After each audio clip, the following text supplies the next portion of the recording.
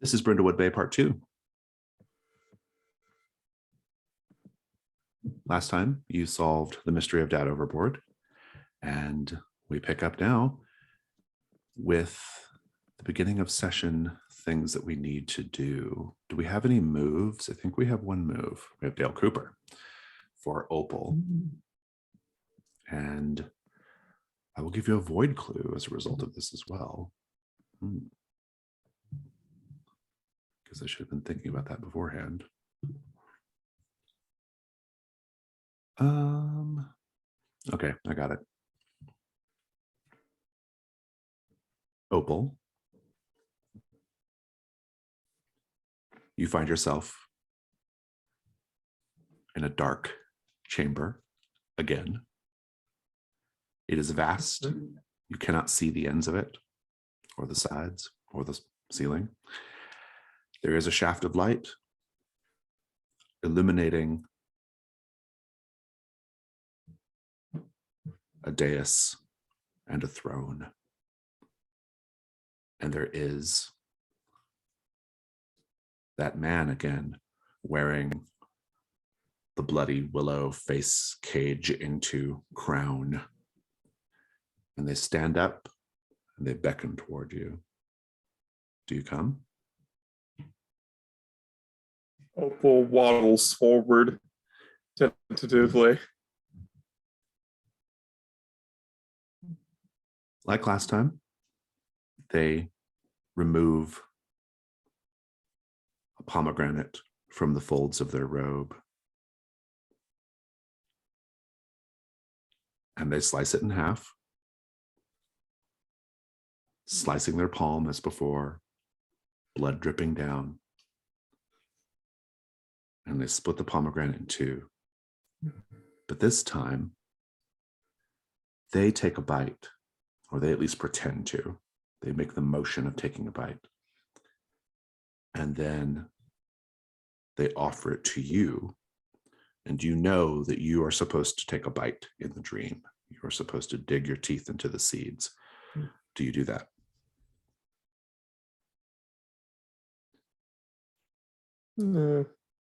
So it picks it up. Can Opal glance at the pomegranate that was bitten on his end and see if he took a bite? Like, is there a chunk missing from it now? There is, yeah.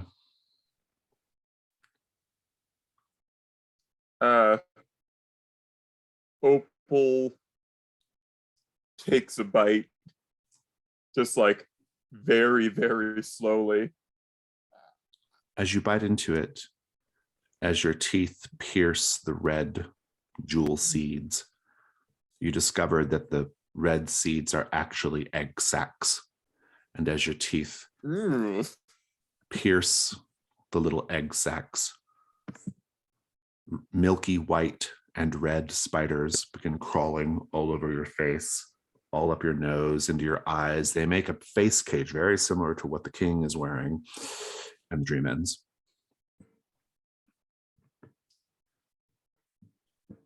Who wants to narrate their cozy vignette showing your maven enjoying her life in Brindlewood Bay?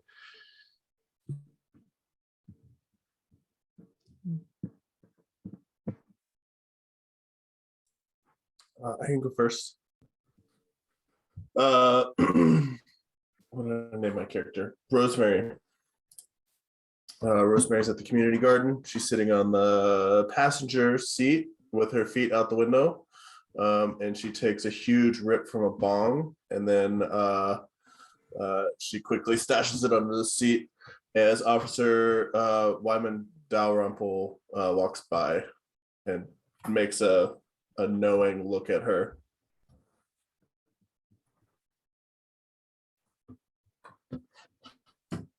Kate is at it looks like she's in some kind of conference room with a bunch of other older men and women, and there's a banner that behind them that says the Brindlewood Bay Historic Society, and it looks like she's pitching some fundraising ideas, and she's got like commemorative coins for the Battle of the Halifax, and she's pitching it showing people that these coins have some heft to them and will bring in some fundraising dollars.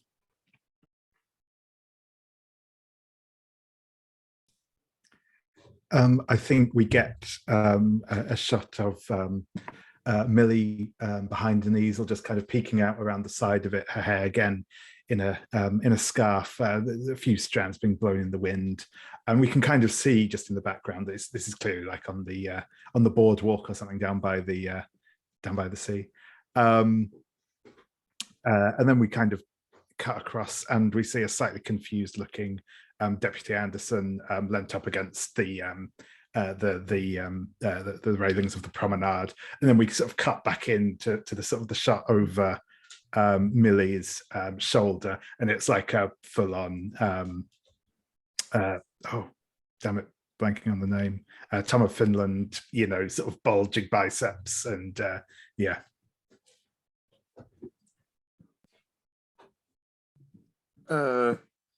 Opal Lou sort of gets up a little flushed and nervous. She sort of goes down and starts chopping up some of the fish. She's got that big fish from last time, and she's just dicing stuff up for to slow cook for later. And as she does so, she's just chop, chop, chop, and almost slices her hand, but sort of steps back.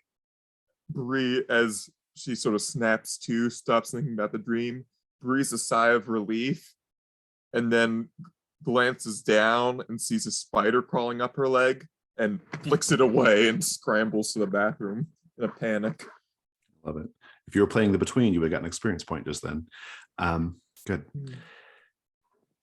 So, presenting the mystery. That was me also incorporating my first Crown of the Void mark. Oh, do you have shadow in the garden marked? Yes. Oh, you do. Good. Yeah, that's important. Thank you.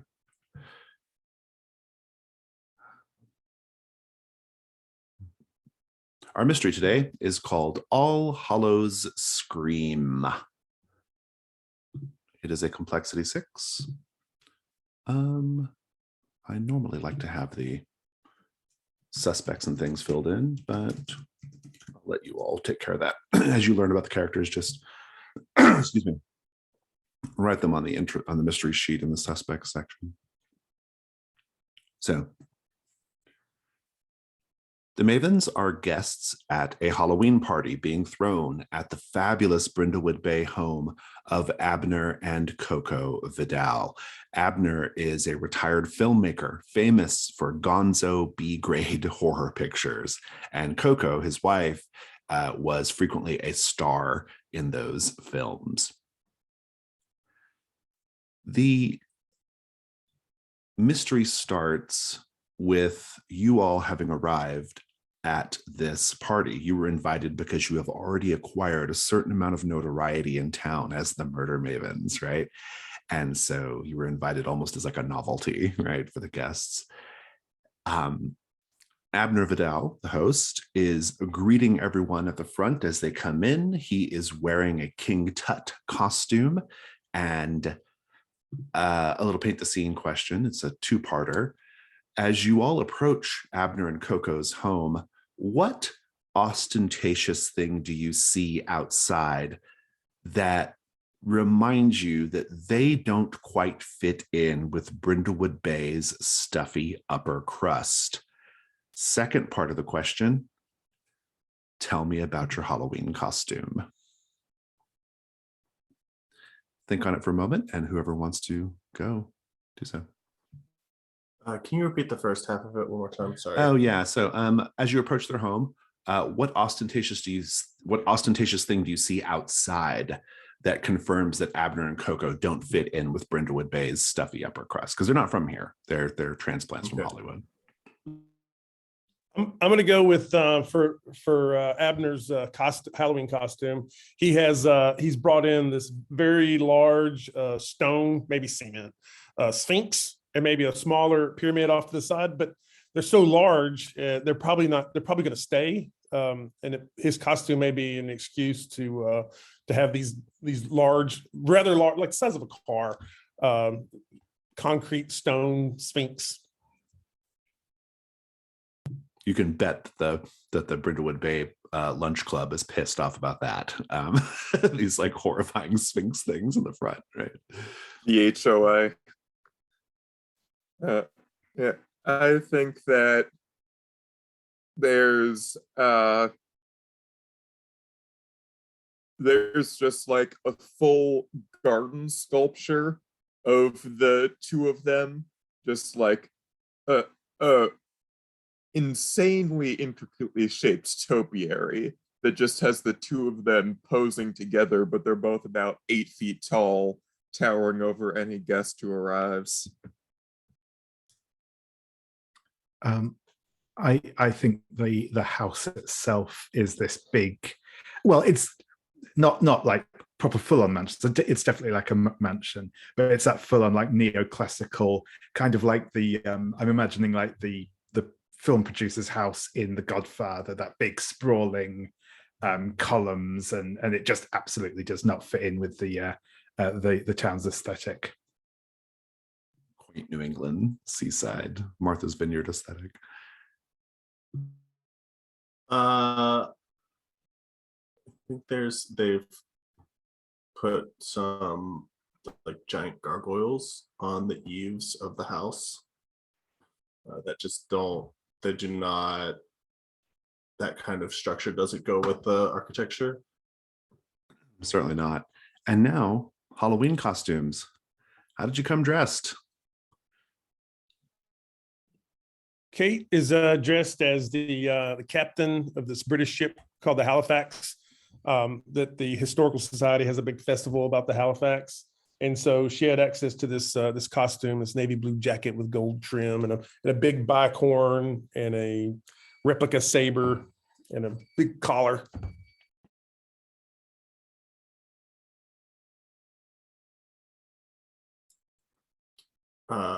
Rosemary's dressed as a cactus. She has right where like you would have shoulder pads coming off, the arms go farther out, so her shoulders are just really wide. It's like 3.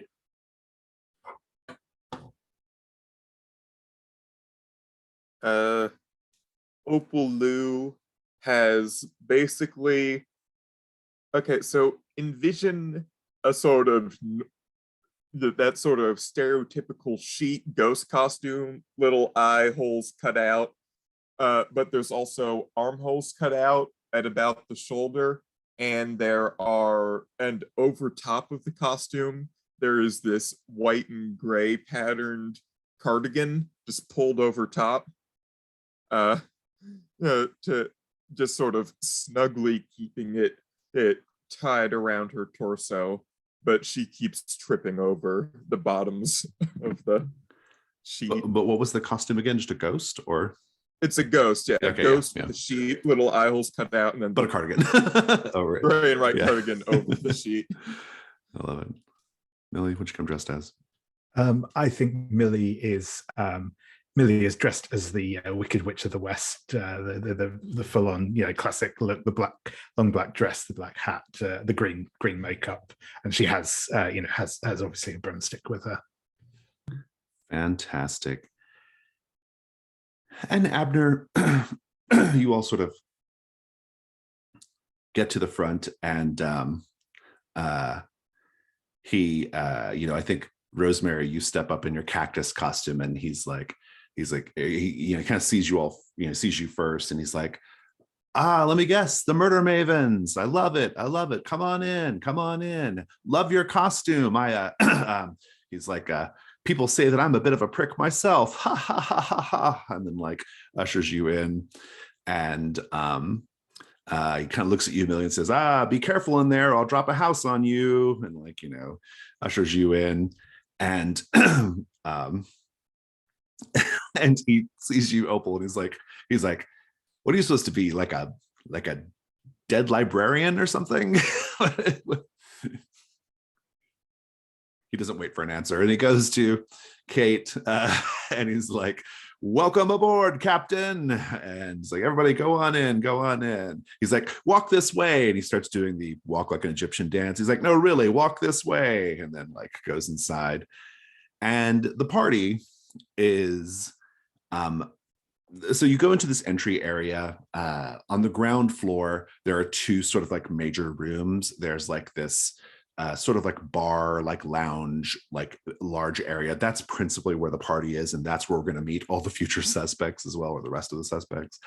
The other main room on this ground floor is what's called the Tinseltown room, which is an homage to their time in Hollywood, right? But for now, you're sort of ushered into this to the lounge, and you start seeing the other characters. Essentially, there is at the bar a woman dressed in a very like seductive vampiress costume with a plunging neckline, a la Elvira. She's there like chatting with two men. One of the men is dressed like the Phantom of the Opera. The other man is tending bar, and he's like not dressed in a costume at all. He looks like he just got off a plane. He's in a suit. And he looks like he's jet lagged and a little frumpled. You will notice Gordon Thune, the local banker, is leaning up against a wall dressed as Frankenstein's monster, looking very uncomfortable and bored and not interacting with anyone. You will see another local, June Willoughby, who is a well-known local, especially if you run in old Brindlewood Bay circles at all. June Willoughby traces her people back to the Deep Reaver, the ship that was integral to the founding of the town. She is currently dressed in a like a powder pink sock hop costume, right? Which is a little bit jarring considering she's a woman in her late 60s. And you're probably greeted right away by Coco Vidal, Abner's wife. She is dressed like Queen Cleopatra to match Abner. And she is trailed behind by the Vidal's maid, who is called Mrs. White. And she's not in a costume, but she does have a pair of cat ears on. And they're kind of like, they approach, and Coco says, "The Murder Mavens, welcome, welcome, come in, come in. I can't wait to hear all your stories about all those ghoulish killings that take place in this town." And she's like, "Champagne?" And she like, summons Mrs. White over to get you glasses of champagne. And from there, we just turn it over to you to go interact and mingle with guests. If you want to be reminded of who's who, just let me know, and I will do that. But Millie, what do you do? Yeah, I think Millie is going to say, well, to Coco, I was going to say, "Thank you, dear. It's a lovely place you have here." She's like, hold on, you have to see this. Hold on, Mrs. White, do the thing. And Mrs. White, with her cat ears, goes, "Meow." Coco thinks that's very funny. How lovely! I was in Cats once, actually. It was most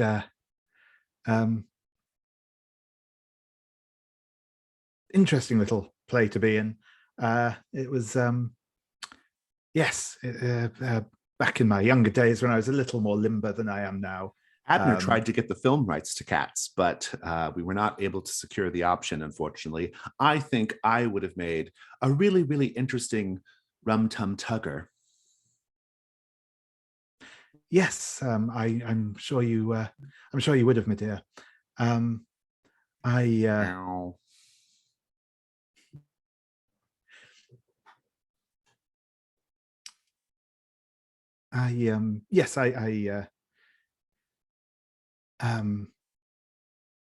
remember with dear Andrew and saying, well, if when after our first rehearsal, saying that if he thought he could find someone else that could belt up memories with both feet behind the back of her head in Manhattan at short notice, then he was welcome to try. It was. I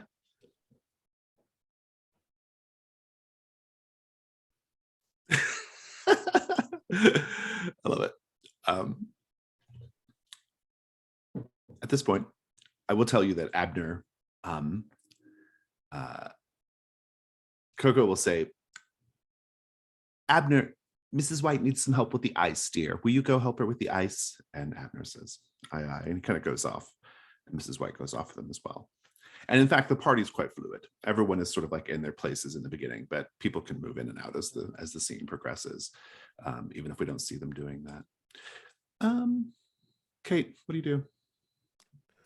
I am going over to June Willoughby at some point. I will saddle up next to her and say Happy Halloween, and say, have you seen the Historic Society's new fundraising project? Is these commemorative coins? Have you seen the one with, I believe, one of your ancestors, a Colonel James Willoughby, who was a very prominent hero of the American Revolution? Have you seen those? She's like, yes, I heard something about that, Kate. I suppose this is one of those. Are you going to need the lunch club to help out with the fundraiser again, dear? I think these coins are going to sell themselves. It's going to take a lot of load off of our typical fundraising because people are going to scramble for these. I don't think I have any on me, but I can send some over to you. The likeness, I can even see, it even kind of captures your profile. She's like, yes, well, I do have the Willoughby nose and chin. She says, so what do you think of this party? I mean, these Vidals, I mean, really, look at this place. I mean, it is GAUCH''E, gauche. I don't know if I told you this, but I used to work for Sprint Airlines, and some of those parties, especially the Christmas parties, were, they were pretty, it's pretty hands-on, if you know what I mean, with some of the pilots. I don't think I know what you mean. Tell me more. They get a little grabby. I hope this party doesn't devolve into that. My goodness. Well, I suppose the only way to survive it is to have another drink. I'll drink to that. Opal, what are you doing? What was June dressed as? Who was June? June's the sock hop. That's who was? Kate was just talking to. The sock hop, right? Yeah. You've also got the trio at the bar, and you have Gordon Thune, the banker, hanging out, looking uncomfortable. Yeah, I think Opal's gonna waddle over to Gordon as someone she actually knows. He raises his hands up like Frankenstein's monster and goes, grr. Eek! He's like, you don't have to pretend to be scared, Opal. I'm just here out of a sense of obligation. Yep, pretending. Oh, are you the banker for the hosts?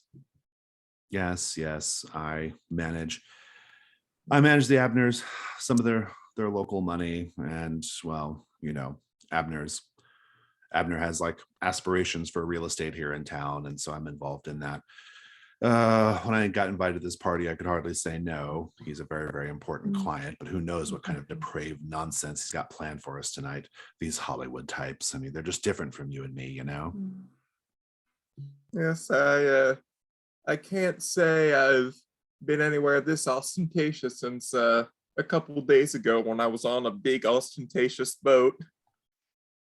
He's like, well, ostentatious is not exactly the sort of adjective we like in Brindlewood Bay now, is it, Opal? Not my preferred one, I would say. It is a spectacle in its own right. At this point, Rosemary, what are you doing? She'll probably go over to the bar. She's got like her shoulders are really stiff because of the support for the arms of cactus. Yeah. So she's like this, and she just goes over there and she says, "Can I get a drink? And does anybody want to go dance?" And she's just like very stiff. So the guy behind the bar, he's very handsome, very piercing blue eyes. He's not in a costume, unless his costume is businessman who just got off a plane, in which case that's his costume, I suppose. And he says, "Hi, I'm Marcus Greaves. I'm Abner's Hollywood business manager, say." Nice to meet you. What are you drinking? Can I get a Cosmopolitan, please? He's like, coming right up. And he goes to make the Cosmo. The woman who's there, she's got this very seductive costume on. She's a little boozy already. I think she's already been here for a bit. And she's got this like plunging neckline vampiress costume. And she says, "I'm Elena Visage." And she holds her hand out. She's like, "But I'm sure you knew that already." Would I have known No, that? I don't think so. She's from Canada. Oh, it's nice. It's nice to meet you. So, what was your name again, dear? I'm Rosemary Claremont. Rosemary Claremont. Reaches around her costume and just takes a sip of her martini, like leaning backwards. Indeed. She's like, fabulous.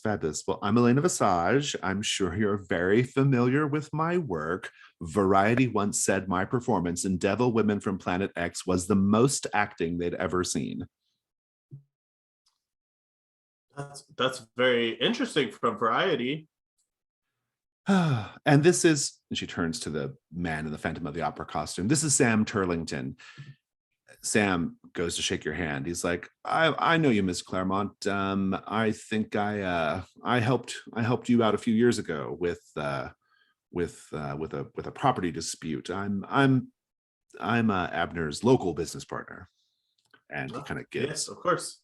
Marcus and him kind of give each other like an ugly glare. I think there's a little bit of tension between them. Would either of you two gentlemen care to dance with me? I just feel the need to boogie.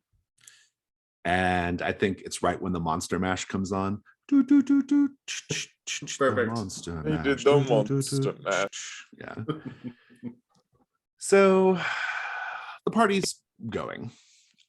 People are going in and out. They're kind of going to other rooms. They're occasionally going, back to do whatever. You haven't seen Abner in a bit. Not since he went away to go get the ice, in fact. And at a certain point, the party is disrupted by a blood-curdling scream.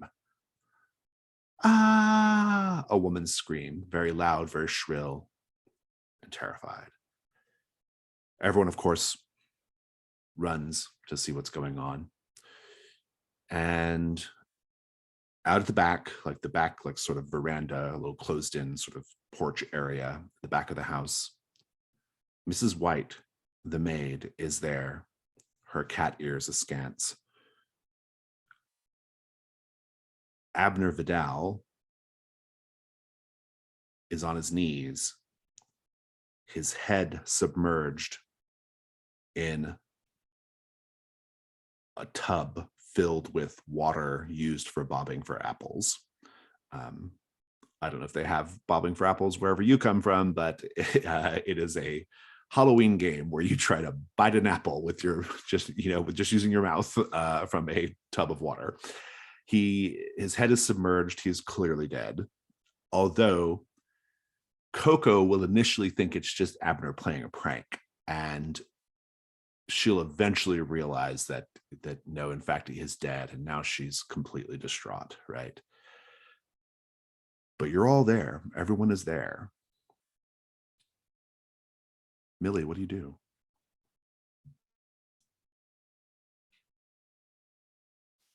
Oh dear! Did anyone see what happened?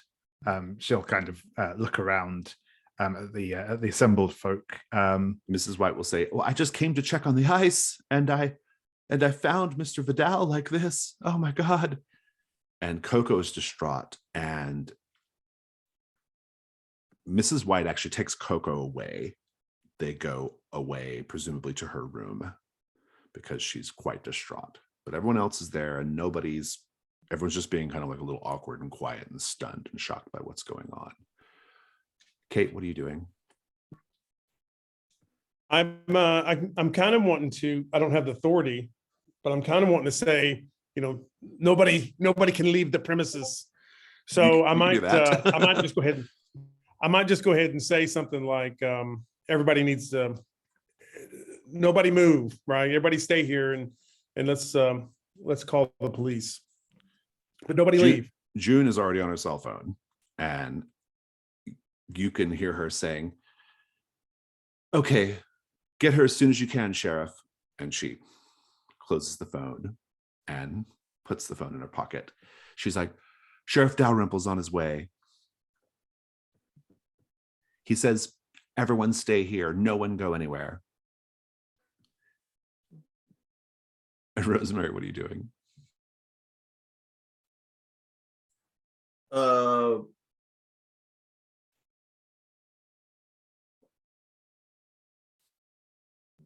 think Rosemary's going to go back to the bar and make herself a drink while we wait.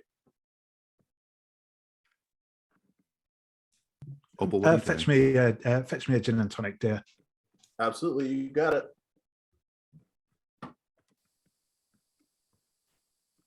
Opal, what's your first move here? Opal is going to slowly sidle closer to the body, trying to see if she can to just be like, "Oh, it's just not very respectful to leave him like that," but is trying to like pick up any clues she can while she pulls the body out from. I like it. Make the meddling move with, it's actually with composure as you've described it, because you're kind of like being a little deceptive with the other guests. So let's take a look at your conditions as well. You can go ahead and clear unnerved from last time. I don't think you need to have that anymore. But yeah, go ahead and make it with composure. All right. Where's my little sheet? All right, that's an 8. Okay, we'll come back to that. Where do I want to go from here? So the party, so everyone is sort of like, kind of just very like anxiously, like kind of moving away. So one person probably says, "You probably shouldn't be messing with a body like that. I mean, this is a crime scene, right?" But then no one stops you, Opal, from like moving the body. Mrs. White and Coco have gone upstairs. Everyone else is downstairs. And June leans over your shoulder, Kate, and says, "Well, here you are once again, right in the middle of a murder."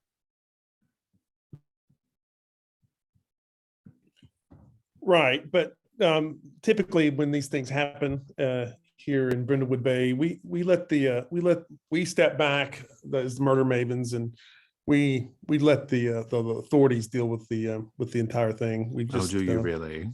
That's not what the typically papers say. Well, I mean, you know how the media spins things to make a story. Do you know what a podcaster is, Kate?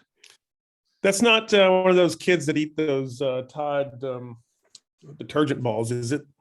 As I said before, and I have said many times, my grandson has difficulty distinguishing shapes and colors. I don't know how many times I have to defend myself. But no, a podcaster apparently is someone who goes on the radio and talks about murders. Well, we've been absolutely inundated with them lately, and you and your little group are the reason why.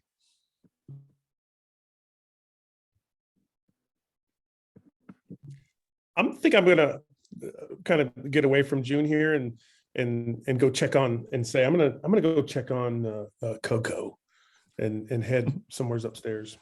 Fair enough. Billy, what are you gonna do? I think Millie is going to gravitate towards the agents and see what's going up with them. Yeah, Marcus, who's the one who's not in a costume, the one from LA, he's like, well, there goes my 10%, I guess. Though lately it was 10% of nothing. Oh, dear heart, I'm so sorry you couldn't get your little vampire cape on before you came here, but I suppose for a party you wanted to get out of it for a little while, eh? Haha. Look, all of this stuff is just such a waste of time. The people in this backwater, no offense, they were never going to accept Abner or Coco as one of their own, and I'm not sure why they even tried. I needed to get him back to Hollywood. That's where he belonged. LA was ready for the Abner Vidal Renaissance, but I guess that's gone like so many ashes in the wind. I do wonder if they're going to bury him or cremate him. Huh. Quite. I was always more of an East Coast girl myself. I have to admit, of course, I did a few things in Hollywood. One can't avoid it entirely. Oh, you're an actress. Yes. I was actually. They're doing lots of really, really amazing things for old women now. I mean, gosh, it used to be the moment you turned 38, you'd never get another role, but now they've got all sorts of roles. Your nosy crones, your nagging grandmothers and aunties. They've got, my goodness, I mean, it's a whole thing right now. Indeed. Well, maybe you'll have to give me your card, and we'll see if we can't work something out. He does give you his card, right? So then what? But yeah, no, I think she's going to lean in and say, so you say you were here trying to get Abner back. I like it. You can make the meddling move with. Yeah, sure thing. You can clear unnerved as well. You can take the meddling move with presence. Sure thing. That's a 9. Okay, we'll come back to that. Rosemary, what are you up to? She was making just another cosmopolitan and then a gin and tonic for her friend. And as she's on her way back, she'll try to stop by Elena Visage and just see how she's coping with this. She's like, oh, she just takes the drink whether you made it for her or not. And she's like, thank you, dear. Look. Well, of course, I'm sure that I'm probably going to be considered a major suspect in this crime. Abner and I have had a bit of a torrid relationship over the years. But I didn't do it, I tell you. My hands are clean. I'm innocent. Innocent, I say. Innocent. Yes, of course. Well, I was mostly just interested if you were doing okay. Did you like that? That's acting. Oh, it was very good. Acting as in she isn't innocent. Yeah, I was just gonna ask her what's your relationship to Mr. Turlington. I just noticed that like Mr. Turlington and Mr. Greaves seem to be a little at odds near you. Make the meddling move with presence, please.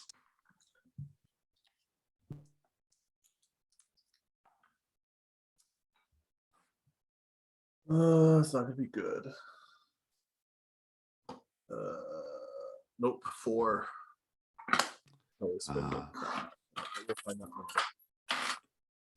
We shall come back to that in a moment. Kate, you went upstairs, right? Opal, I still owe you a clue. We'll get to that in a moment. Actually, let's just do that now. So Opal, you are looking at the body while you respectfully pull it out of the water, right?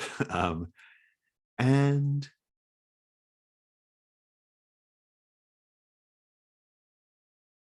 you will see how he's actually been killed. What you thought was just red dye in the bobbing for apples tub is actually his blood. And in fact, his neck has been sliced. And you'll even see the culprit discarded next to the tub. An apple that has had several razor blades wedged in it, clearly used to cut his throat. Oh, wait. Does it look like he was bobbing for apples and that apple was No. hidden in It there? looks like Or someone took the apple, slit his throat, and then pushed his head in. Yeah. Yeah. But maybe they were just making a little joke by putting the razors in the apples or something. Who Just knows? a little. It was a bit. It was just a bit. Yeah, it went awry. Yeah. That's your clue, though. An apple with razor blades in it.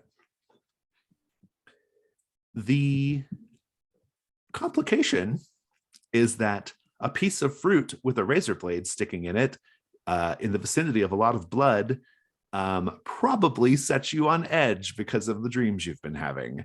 And so I'm going to say that you are unnerved once again. So go ahead and have that Oh, condition. why is it always me? Indeed. Fruits and blood. Fruits and blood, blood and blades. Yeah.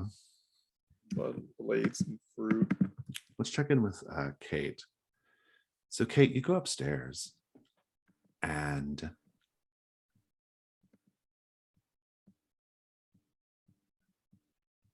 you can hear voices coming from behind one of the doors. That's probably where they went.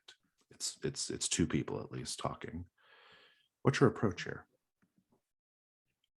I want to listen for a bit to make sure I'm not going to walk in on something a little too awkward. So I'm going to listen to see what the topic is and then proceed or not, depending on what they're Make talking the meddling move with vitality.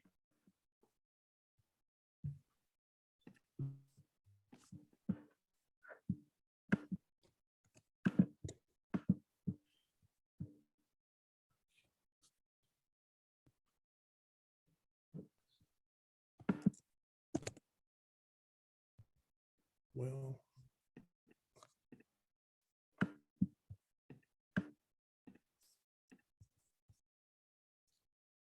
I got an 8. We'll come back to that. So Rosemary got a miss. Millie, what are you waiting on right now? I got a 79 on talking to Marcus. That's right. I'll take care of that now. Okay, here we go. I'm going to do the complication first, which is a question that I'm going to pose to you. You are actually having a bit of a romantic affair with one of the people at the party. Who is it? Ooh, that's a good question. I think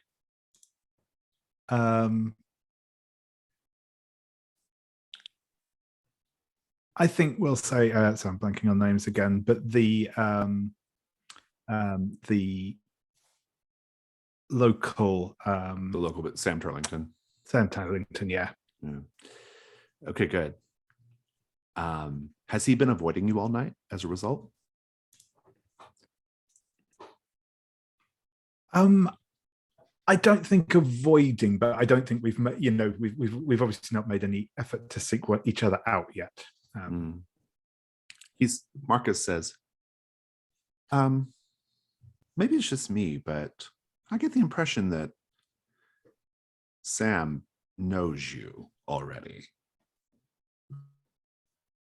Oh, well, dear. You know how small towns are, difficult to escape one another sometimes. He's like, right. Yeah. And the question you asked him was, you kind of asked Yeah, I was kind of getting towards what he wanted, what he wanted to get Abner involved in, essentially. Yeah. He says, yeah. Well, to answer your question, he says,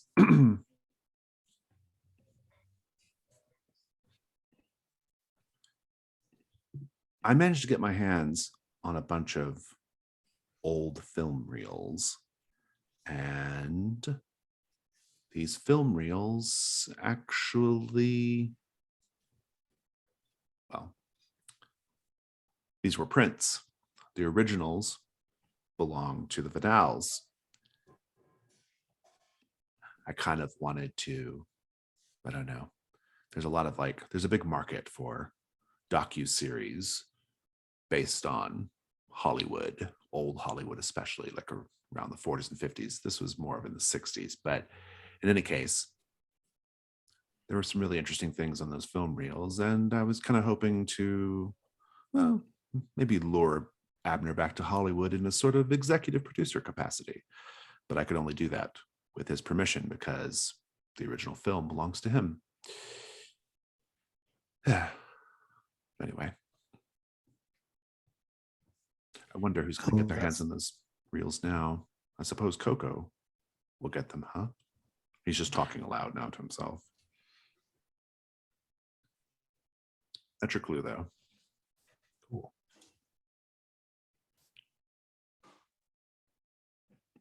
And let's take a 5-minute break.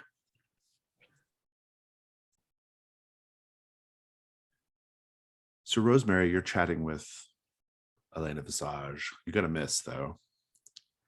And Elena says, you know, if I were a killer, what I would do right now, if this was the movie version of this event, I would cause all the lights to go out. And almost like on cue, you hear in the background, there's some, Monster Mash is playing. Bum, bum, bum, bum. Monster Mash. And the lights go out. And she's like, well, asking you shall receive, huh? She's like, hold on, I'm going to go look for a breaker. And she goes off, leaving you in the dark.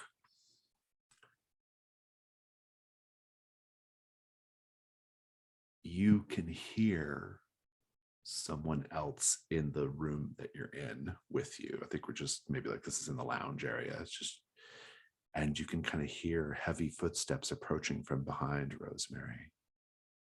Clump, clump, clump. You can avoid all of this, of course, by putting on a crown, or we can roll forward and see how it plays out.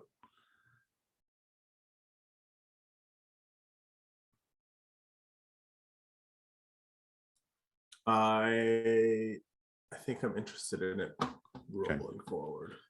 We'll come back to it. Power goes out everywhere, y'all. Can I clear the chill to the bone condition from the freezer last time? Yes, you can. Okay. Power goes out wherever you're at. Kate, you do overhear your clue before the power goes out. And that's this.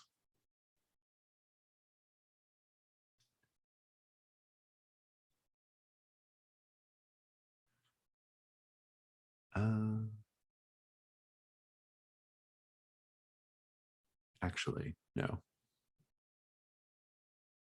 Oh, yeah, you overhear. I mean, you don't think this is connected, do you? I mean, last week, my car, the brake line's cut. That's Coco speaking.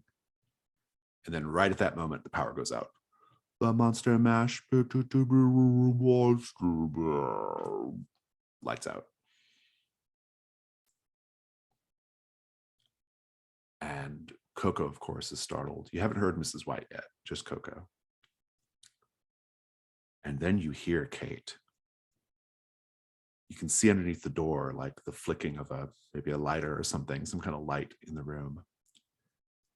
And then you hear, "Oh my God, it's you. No." And then you hear, "Ah, ah." What do you do? Lysander pulls out his saber. No, I mean, Kate grabs the saber and tries to go into the door from her Halloween costume. You can just go right in. When you go in, you see Coco laid on the bed, a noose around her neck. And there doesn't seem to be anybody else in the room. No, I call for Mrs. White. There's no response. And then I look for entry. Like, what other ways are into this, in and out of this room? Make the meddling move with composure. Also, how do you feel upon seeing Coco apparently dead? Definitely shocked. Take shocked as a condition and roll with disadvantage on that.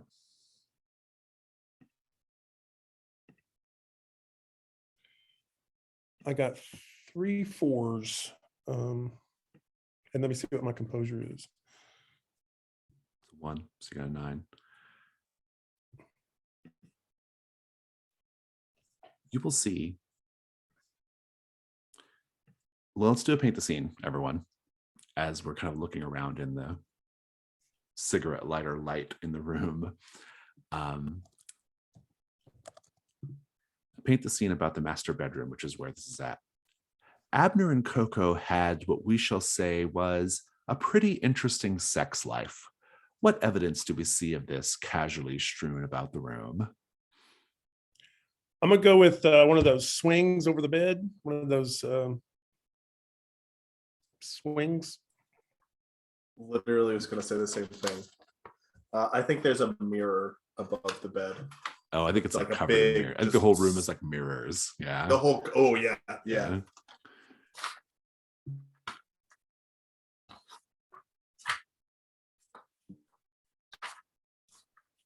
I think there is a photo of them in which they are not wearing very much, but it's Abner, Coco, and Brendan Fraser. Oh, I want it to be Mrs. White. I like Brendan Fraser. Brendan Fraser's also great. That's also wonderful. David. And I think that there is like a clothes rack, but it has it has various leather gear hanging off of it, and several like whips and floggers and stuff all hanging down. I love it. Kate, we'll come back to what you find in a moment.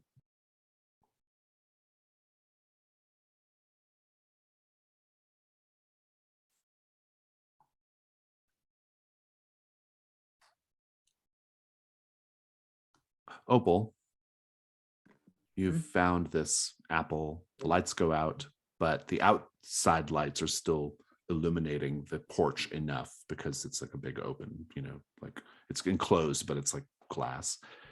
And so you can still kind of see on the porch where you're at. And I believe that's where we left you. What do you do then?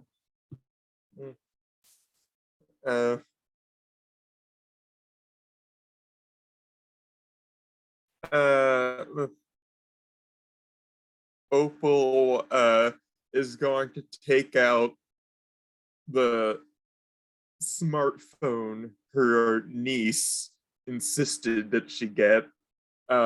It's got a big, chunky protective case. And she turns on the flashlight and starts shining it around. Is everyone okay? No one else is hurt, right? Probably Millie, you're closest to be able to respond. I imagine that you and Marcus are just chatting in the hallway, maybe adjacent to the to the porch area. Marcus says, "We're okay." I think we're okay. Yes, I think so. Though we should probably check on the others. Yes. Oh dear, the power's out. The phone lines are probably out. Does not understand how smartphones work. Rosemary, you over here in the darkness. These heavy steps behind you. And you hear,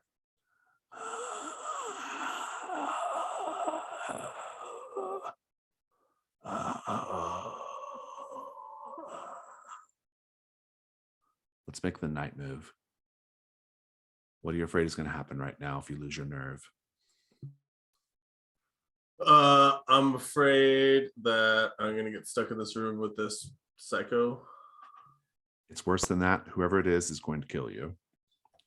Mm-hmm. Let's roll with composure, please. How do you feel? I feel like I want to run. I got an 11. 11. Not bad. You can bump it to a 12 if you want with a crown, and I'll give you a clue as well. Do you get a clue on a night move? No, but that'll be the bonus on a 12 plus. Okay. I'll give you a clue. Oh, okay. Perfect. Yeah, I'll take a crown.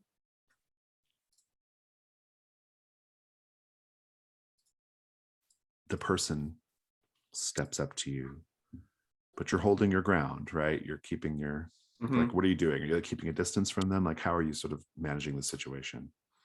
I'm trying to move in a way that puts the cactus arms between them and me. Good. Yeah. And then you hear them say, "Ah." He's like, "Don't worry, Rosemary, it's just me." And it's Gordon Thune, the banker. And he's like, he's like, "I wonder if they're," and then right around that time, the lights will come back on. The monster mash, the monster mash. Is it just me, or is this song longer than I remember? It's a very long song. It's that old Halloween party mix, and it's CD, and it's just playing on repeat every 30 minutes. It's the 12-inch version of Monster Mash.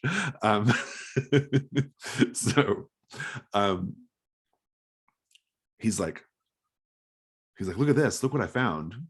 And he holds up a plastic pumpkin filled with half-empty pill bottles. And that's your clue. Trick or treat. Trick or treat indeed. Kate, let's pick up with you. The lights come on. The monster mash. The sound is piped throughout the whole house. You will see that one of the walls of mirror is actually swinging open like it's a door, a closet door perhaps. But if you open it up, and this is your complication, it leads to a very poorly lit, narrow staircase going down. What do you do? I think this reminds me of something that happened to Amanda Delacourt. Ah, very good. I love it. I love it. So this is your clue, but the clue will be once you know where the stairs go. That's the clue. But I like the Amanda Delacourt thing. So I'll remind you, for the Gold Crown Mysteries move, you have to tell us as a group what is the name of the mystery, what's the problem that's similar to what you're facing now that Amanda had to deal with, and how did she deal with it? I think it's the way that there's no entry, and then there's a secret passage. I think the secret passage is what reminds me. The police couldn't figure out how the murderer came in and out, and then it turned out to be a secret passage. I think that's what reminds me. And the name of that episode might be something like That book. the book. like no exit or entry, something like that. Any other ideas? What if it's just like the name of a haunted mansion, like the ghost of Amanda Delacourt and the ghost of Haunted Hill? The ghost, they're like, they don't know how this person's getting killed. They think it's a ghost, and it turns out it's not really a ghost. It's just secret tunnels in the house. And there's secret passages in the house. So that's kind of cool. I kind of like that. So how did Amanda deal with it? Oh, sorry, go ahead, David. What were you gonna say? Oh no, I was just going to say, I reckon there was loads of controversy at the time the book came out because people thought she was doing a supernatural thing, and it caused real drama. Yeah. And we all know the supernatural does not exist. Yeah. I could Like definitely that. see I the like that fans of angle. it being like, oh, they're going Robin Masterson's going supernatural now to appeal to the kids or whatever, right? Yeah. This is just like season 2 of Scooby-Doo Mystery Incorporated. Well, so how did Amanda Delacourt sort of handle the situation? I'd say and like I didn't do it, but she found the secret passage by using like some talcum powder, and she saw like where the wind, the air current was, and she was able to locate the secret passage. But it was left ajar for Kate, and then of course the secret passage leads to in the book leads to all kinds of secret passages all throughout the house. Which is how the killer was able to move unseen like a ghost. Yeah, I like it. That's good. So I think just knowing this, you get to declare something either true about, you can declare something true, or you can take a 12 plus on the next relevant roll.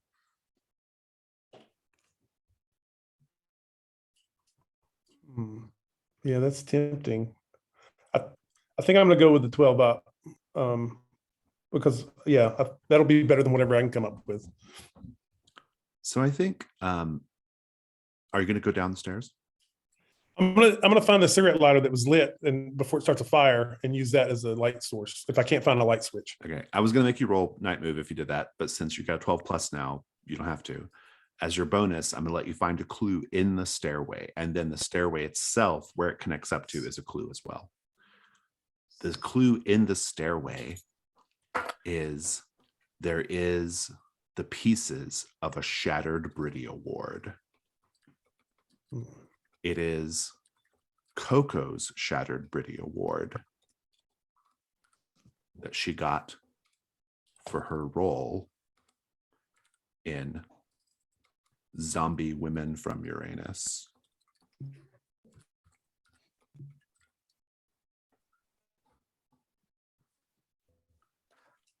That was, of course, just a normal film. Yeah. Nothing smutty in it at all. Nothing at all. Played very straight. Very straight. They were from the planet Uranus. Yeah. And the stairway goes down and connects up to the Tinseltown room, which is another clue. The passageway from the master bedroom to the Tinseltown room. We'll talk about that in a moment. Let's pick up with, so let's put everybody in time and space. Rosemary, you just had a chat with Gordon. Opal, you and Millie are together with Marcus Greaves. Let's pick up with that scene, Opal, Millie, and Marcus. June might come find you at this point too, and she'll just be like, could this night get any more ghoulish?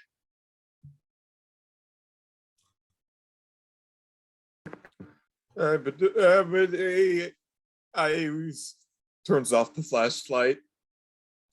I certainly hope not. It's already not very good.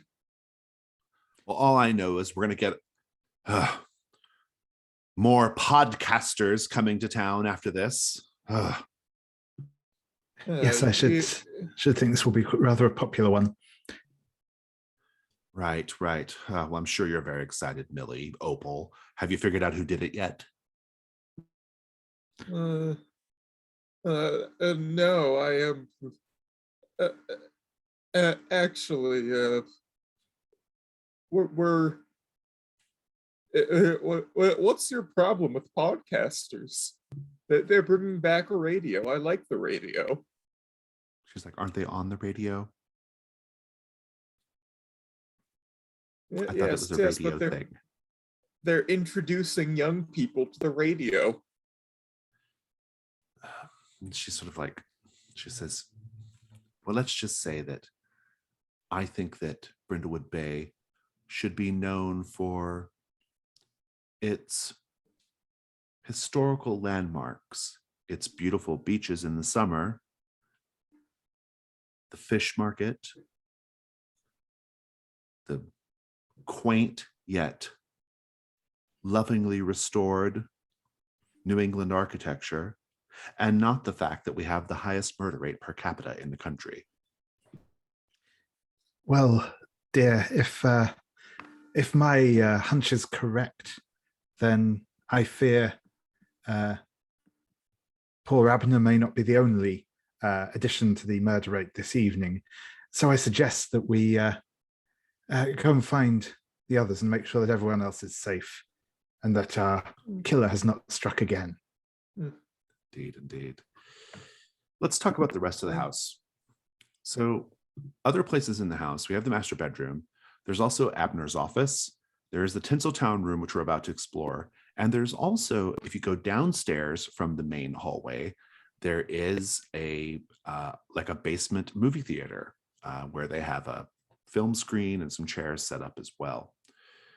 I think, Kate, we'll put you with the rest of the group in a moment, but let's paint the scene about the Tinseltown room, everyone. The Tinseltown room it's a secret passage as well. It's behind a large, like a large Oscar statuette, very like, life-size Oscar statuette. You slide that out of the way and you come into the Tinseltown room. As you step into this area of the Vidal home, what object do we see that is supposed to be a reminder of Abner and Coco's life in Hollywood? Everyone answers this. Apart from the giant Academy Award. I'm going to say there's multiple mannequins of actual suits or tuxedos and gowns that they've worn to different events, red carpet events, and they're on an actual red carpet. So maybe multiples. I think there's another just giant portrait of them scantily dressed again, but this time with Steven Spielberg.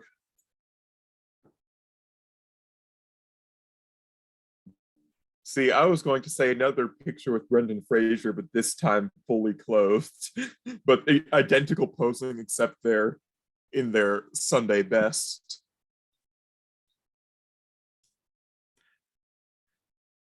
And I think that the whole place has been, that like the whole room, like obviously has all this memorabilia around in there, but the room itself has been decorated to look like what's a good like the Brown Derby inside. It's like a proper old Hollywood, yeah. Like photos all over the walls and like stuff like that. Yeah. Very like Art Deco decor. Yeah, that's good. I love it. Kate, you can hear everyone kind of gathering in the hall just outside the Tinseltown room, but you're there coming in from the Tinseltown room, having found the secret passage. What do you do? I think I'm going to try to find a way out. Like this is the way I'm coming in from the stairs. Is there another way out of here? Well, yeah, there's just the normal entrance to the Tinseltown room that goes out to the hall where everyone is. Yeah. I think I'm gonna call out, probably to Millie. If I can hear voices in the hallway, I think I'm gonna call out. Yeah, Millie, what do you do? Yeah, I will follow the voice and say, Kate, are you okay? Are you with anyone else at the minute?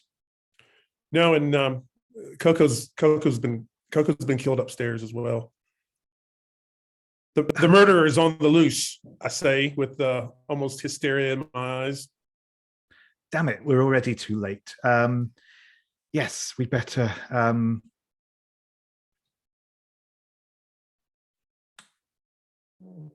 We'd better try and search for the others. One of them is one or more of them is the killers, and the rest may still be in danger. We may all be in danger, so I'm not going to leave your side, Millie.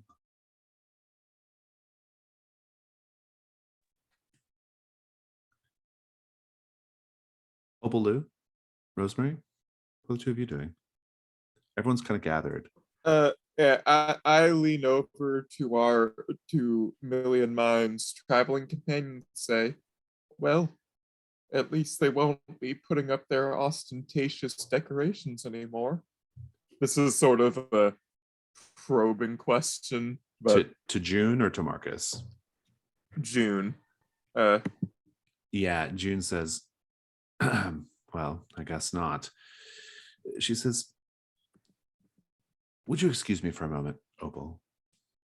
And she goes off and goes, you see her go downstairs. Opal's gonna waddle after her. Quiet. Rosemary- Yeah, that's good. Rosemary, what are you doing? I've been presented with this plastic pumpkin with pill bottles in it. I want to see what whose pills, if there's like someone's name on the pills, or if there's You can add that context to it whenever you theorize. Yeah. You can say, oh, the pills were this person's pills or whatever. Perfect. Great. Yeah. Okay, then. Yeah, well, she still looks at them, so she will have that information. You note it.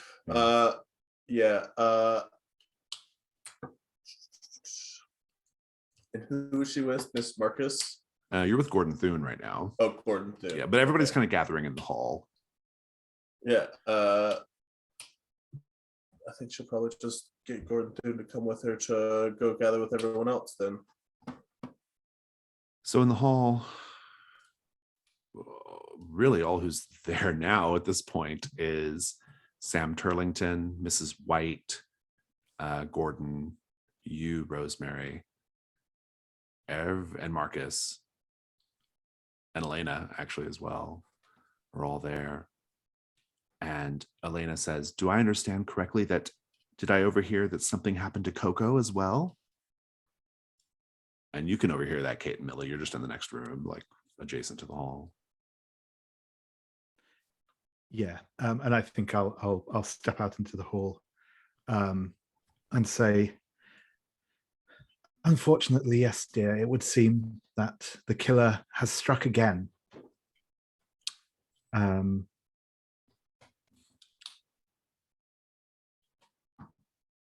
Somebody wanted both of the Vidals out of the way, it would seem. And Elena says, well, I know what you're all thinking. I know what you're all thinking. You think that just because he started giving the plum rolls to Coco and pushed me aside, that I would want to hurt them. But nothing could be further from the truth. I'll say it again. Nothing could be further from the truth. Rosemary applauds. She's like, thank you. Thank you. I think maybe next time lose the repetition, dear. It's overselling it a bit too much. It's just leave a dramatic silence at the end. And she's like,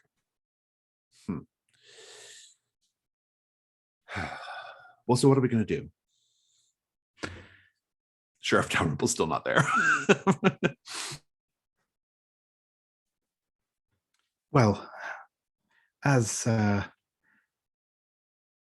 everybody's gathered here, we can hope that there will be no further attacks, which is one thing.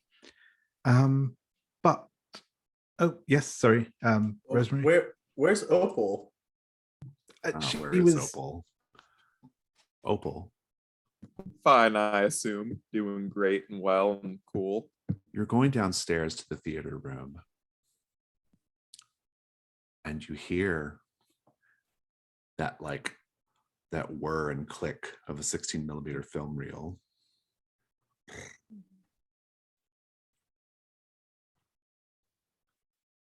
And you see that June is down there in the dark watching a movie being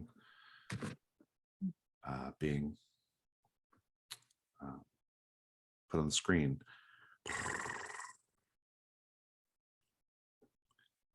The movie appears to be some sort of it's a bunch of hippies dancing in the woods and having free love and just enjoying their hippie existence. What do you do, Opal? I glance down at June dressed as a sock hop, and I glance up at the film and see if I can connect the person in the theater to one of the people on screen. No, I'm just gonna say no for now. No. Then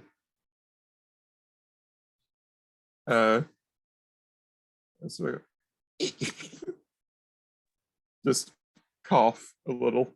She turns and says, "Oh, Opal. Sorry." Are you all right? Are you all right, dear? She stands up and says, Yes, I'm fine. I just, was reliving some old memories." She says, Yeah. "Did you know that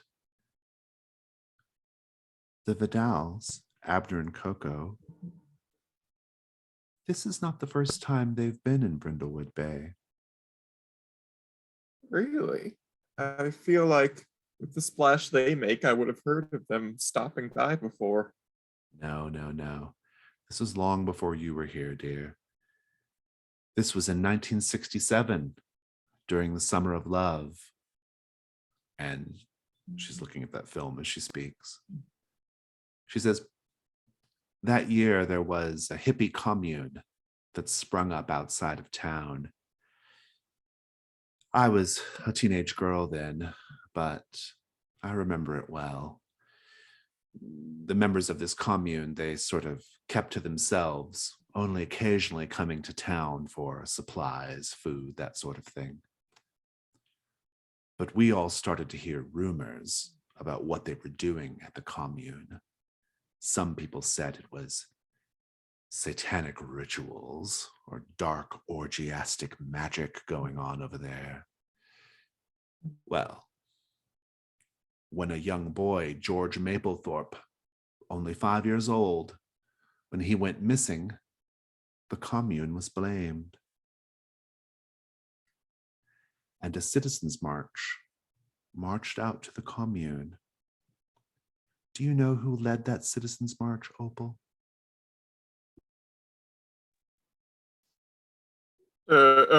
Opal is like in a petrified state of not being sure whether to point at her or point at someone upstairs. I would imagine someone under this roof. Not quite. It was a young Wyman Dalrymple.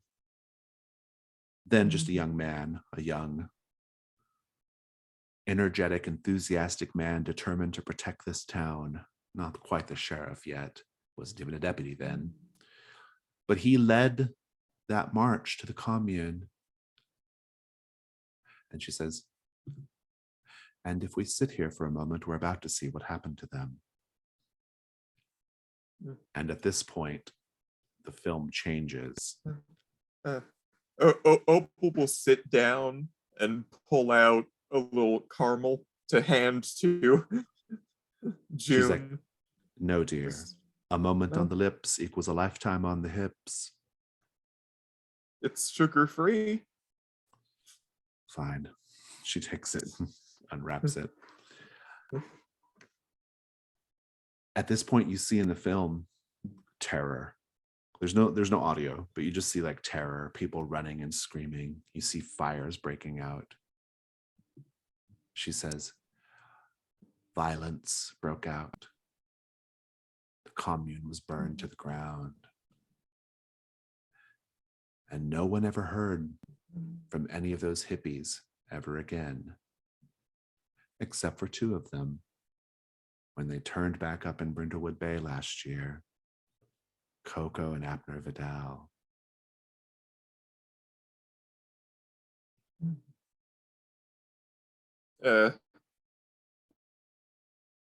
What was the name of the child again? Who went missing? George Mapplethorpe. George Mapplethorpe. Do I know anything about the Mapplethorpes? Anything that might connect the Mapplethorpe family? You've heard Someone- I think you've just heard the story about George Mapplethorpe going missing back in the 60s. So. Not possible that George may happen to have been a cousin of one of our esteemed guests. Maybe, I don't know. That might be fun context if you want to add it later during Theorize. She says, you might be wondering how I know all this or how I knew it was going to happen in this film reel. I was curious. Seeing Well, let's as just you say, before I became a pillar of this community, before I resigned myself to a life of civic duty and the Ladies' Lunch Club, I was going to go to film school.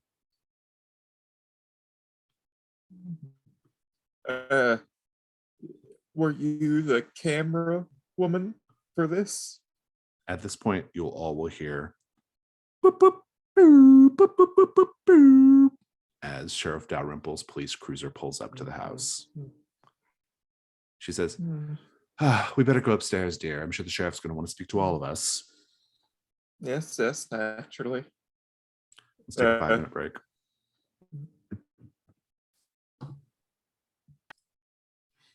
So we just did a little bit of a history of Brindlewood Bay exposition there, which we do sometimes in Brindlewood Bay. Sheriff Dalrymple is now there. June and Opal, you can go back upstairs unless you're doing something else while you're down there, Opal, but June will go back up. Did June ever give me an answer to the camera woman question? No, she just like said, we should probably go back up, and then went upstairs. And Sheriff Dalrymple is now there, and he's kind of commanded everyone to get in one place. And when as soon as he sees you, Kate, you're the first murder maven he sees, he's like, oh, great. Terrific. Let me guess, you've already figured out who did it. No, we're waiting for you, Sheriff. We're just bystanders on this one, unfortunately. Right. I have no doubt. Millie, where's the body? Which one, Sheriff? Which one? What do you mean, which one?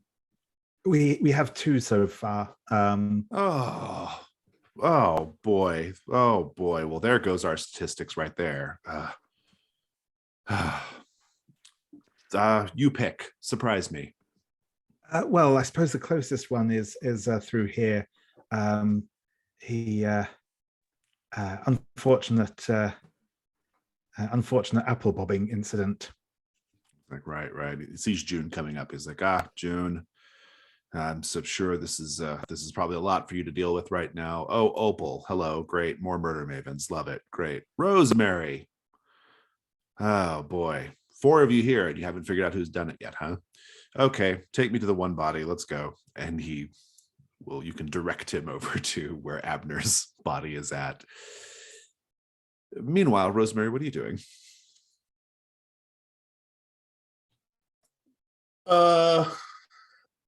I think I see June and Opal come up from downstairs, and I want to go poke around since I guess I asked Opal if she found anything down there.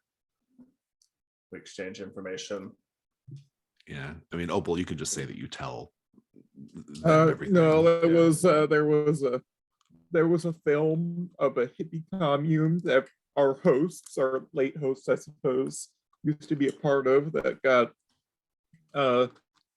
basically burned down by the good sheriff here when he was just a lad, and a bunch of other civilians after a kid went missing. Was They- there one room that we hadn't been in yet? There's the We office. haven't been to his office. Yeah, there's the office. That's the last of the listed areas, I should say. Yeah. Say, Opal, come with me, and then I try to reach out and try to get like an arm around her, but I can't quite. I just get a hand, and let's go talk about this a little more. Where the good sheriff may not be able to overhear us. Love it. Can we add the Sure is sheriff after Rosemary? because of the video? Can we add the sheriff as a suspect? Sure. Yeah. I think that's great. Yeah. Let's talk about the office real briefly. Let's paint the scene. Abner is very bad at business. Looking around the office, how do we know this? He has filing cabinets, but no like manila envelopes in the folders. It's just stacks of paper in the filing cabinets.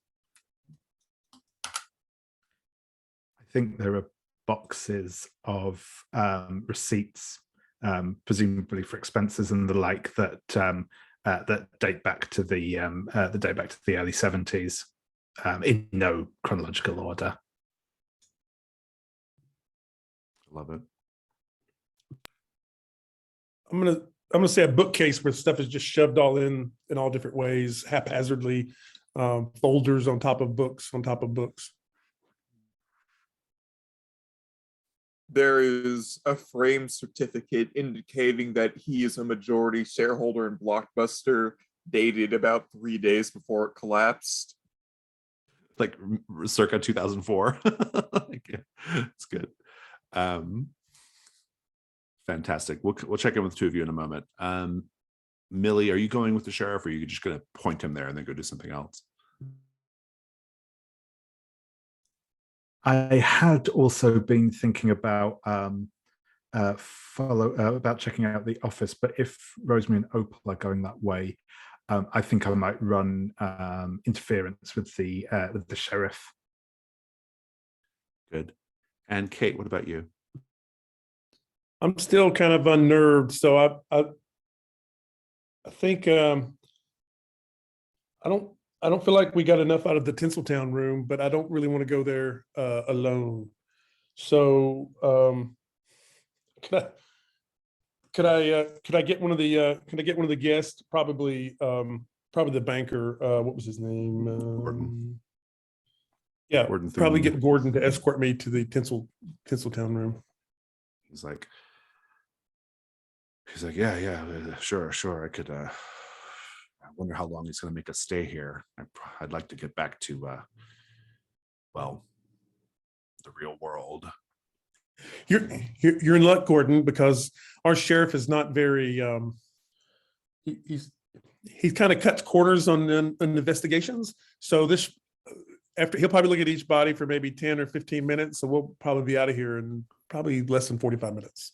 He's like, well, good. He's like, wow. And he goes in the Tinseltown room. He's like, oh, look at this place. Oh, geez. Millie, you are cut off briefly before you can go to the back veranda where the body is. You were intercepted by Sam Turlington with his Phantom of the Opera half mask. And he says, Millie, my dear, you know that love never dies.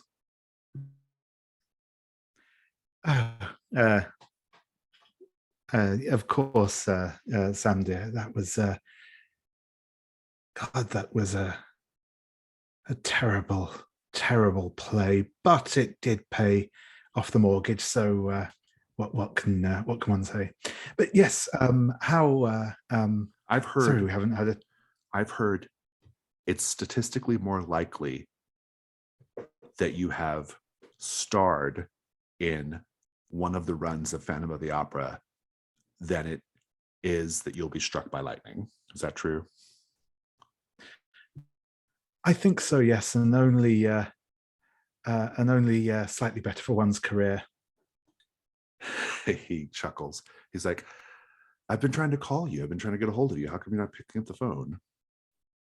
I'm sorry, it's just with all this murder business, it's been something of a distraction. But Well, he's like, he kind of does his cape like Dracula, even though he's Phantom of the Opera. And he says, so what do you say? Should we go make a little music of the night? yes, drag me off to your lair. It's like, indeed. He's like, well, my lair is just this powder room right here, but that'll have to do. Yeah, I will follow him and say, I don't suppose you saw anything unusual this evening, did you? And he'll be like trying to like make out with you while you're saying this, right? Yeah. You can roll meddling move with presence to Sure see thing, if you learn sure thing. anything.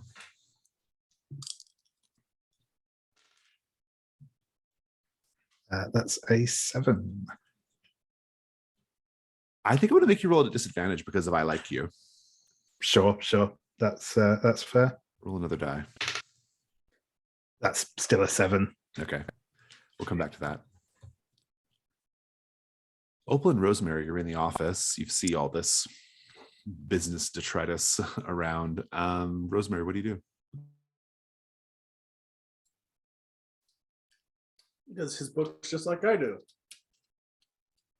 That's not a good thing, dear. That works out. So yeah, the sheriff destroyed a commune of hippies. That's not very easygoing of him. Yes, it seems that he's mellowed out a bit in his old age. It seems to have gone from shoot first to ask questions later to neither shoot nor ask questions. Well, do you know help me? I guess there might be some clues in these documents. Do you know help me look through them? I'd be delighted. Let's I'll take rummage the through. Rosemary. You can take the Stuff. meddling move with reason.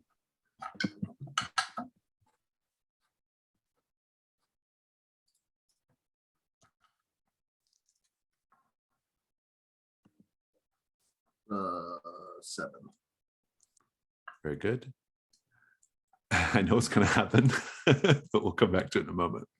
Opal, Lou, were you going to search in a different way, or what were you going to do? Yeah, I think. Yeah, I think Opal Lou would, rather than just pouring through documents, would be trying to see like as much as it hurts her back, trying to search behind and beneath things, trying to see if she can uncover anything he might have tried to hide away, rather than stuff just hidden by a mountain of paper. Make the meddling move with reason.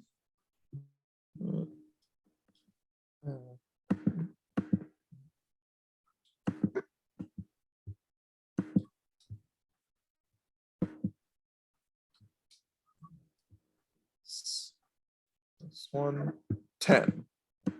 Nice. I'll give you your clue now. I think you are poking around and you see in the wastebasket a King Tut costume like Abner was wearing, discarded into the wastebasket, but covered with some other trash.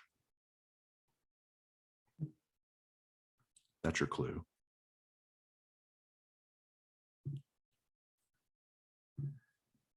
Rosemary, you're looking through papers and you find a stack of rejected scripts.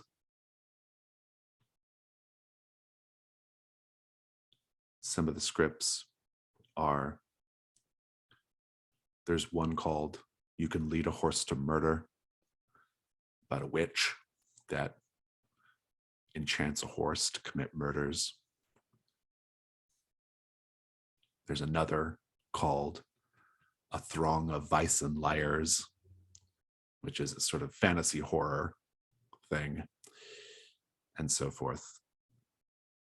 And as you're all going through this stuff and finding things, the lights go out, because that's what happens to Rosemary. The lights go out. We'll come back to that. Kate, you're in the Tinseltown room with Gordon Thune. What do you do? So my motives is I'm going to try to work him for information as I'm trying to, and I'm going to distract him by having him like help me out. So Gordon, the sheriff will stick his head in here for approximately a minute and a half, and then move on. So if there's any clues that the Murder Mavens can use to solve this, I would appreciate it if we just look behind some of these pictures. That seems to be common, and we'll just see. I'll go through the pockets of these mannequins, and would you mind helping me, Gordon? Make the meddling move with presence.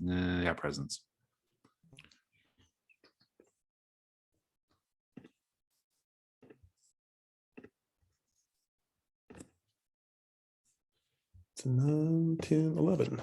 11. Oh, nice. Like,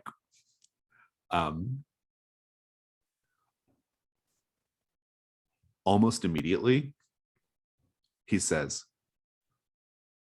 well, what about this? And he pulls out of some decorative cobwebs what appears to be a freshly severed finger, blood dripping from the wound. Oh, no, not like that at all, Gordon. Where did you get that? He's like, right here. He's like, I thought it was a very, very convincing Halloween decoration, and he kind of puts his finger in the wound part of the severed finger. He's like, I'm pretty sure this is blood and bone. Taking it surprisingly well. Let's take this to the sheriff right now. And I'm trying to lead him out of the room with him holding the finger, because I don't want to be. That's your clue. I don't know where he pulled this finger, and it's making Kate very nervous. Indeed. Like maybe I picked the wrong bodyguard. Indeed. Millie, while you're making out with Sam Turlington, you see he keeps getting us a message on his phone. You see his lock screen on his phone, and the message says, tell me what's going on. Is it done? Is it done? That's your clue. Here's the complication.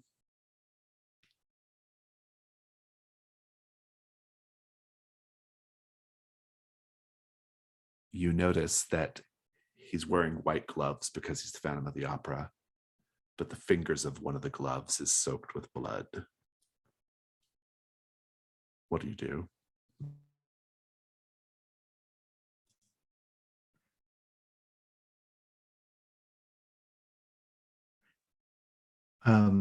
I think that,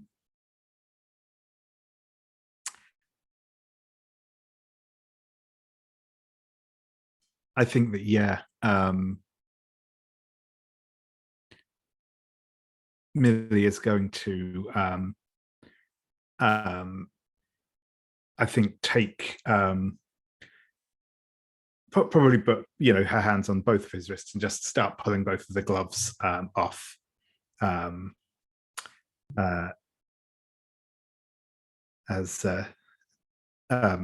she sort of says, I'd rather feel your skin on mine directly, dear. This is the night move. What are you afraid is going to happen if Sure. you lose your nerve right now?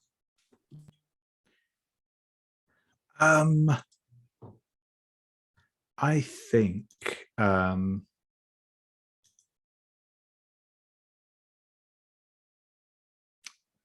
just trying to think how to phrase it. I think I'm I think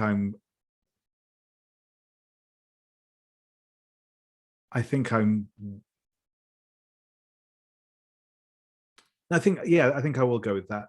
It is a slightly more meta one that I think I'm concerned that I'm going to find out that he is missing a finger. It's worse than that. He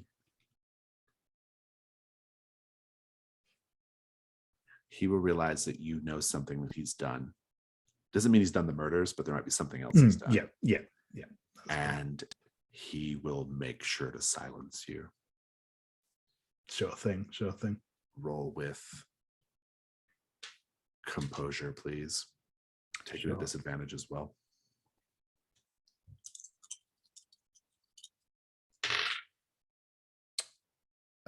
That is going to be a 5. He says,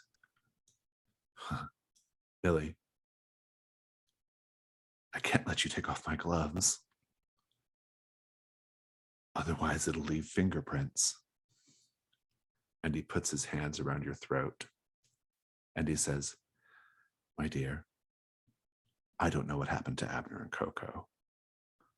But I do know that it's very important that certain people don't know that I was here. As he begins to tighten his hands around your throat, he says, just don't forget, no matter what, love never dies. But I'm afraid you will. And he begins crushing your windpipe, choking you out. Unless you want to put on a crown. I don't think I can. I don't think I can bear to have the last words I hear be a Lloyd Webber quote. So I will spend that crown. I'm going to mark. I think this seems like an appropriate point to mark a shadow in the garden. Very good. We'll come back to this. Rosemary and Opal, you're in the dark. You hear a door slam, as always, and you see a shadowy figure speaking with a disguised voice that says, we've already warned you. You need to stop poking your nose in these matters.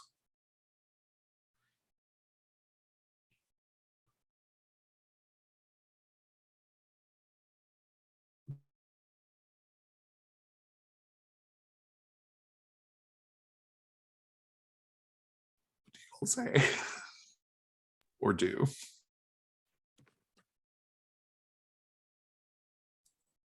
I'm gonna take out my what's it called, my trowel, and try to stab him. Nice.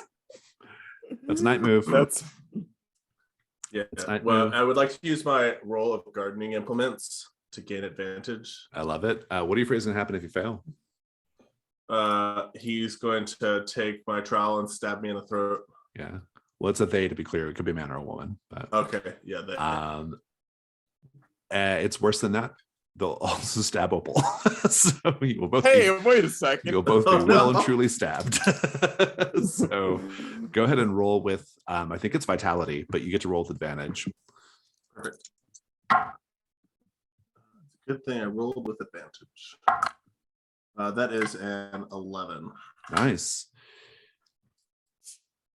Well, can I put on a crown? It's up to you. I mean, you're going to succeed fully. Okay. Sure. But if you... No, we do have enough clues. You have a lot of clues already, yeah. Yeah. Just describe how... You cannot see who the person is because that's against the rules, but you can basically chase them off. What does that look like?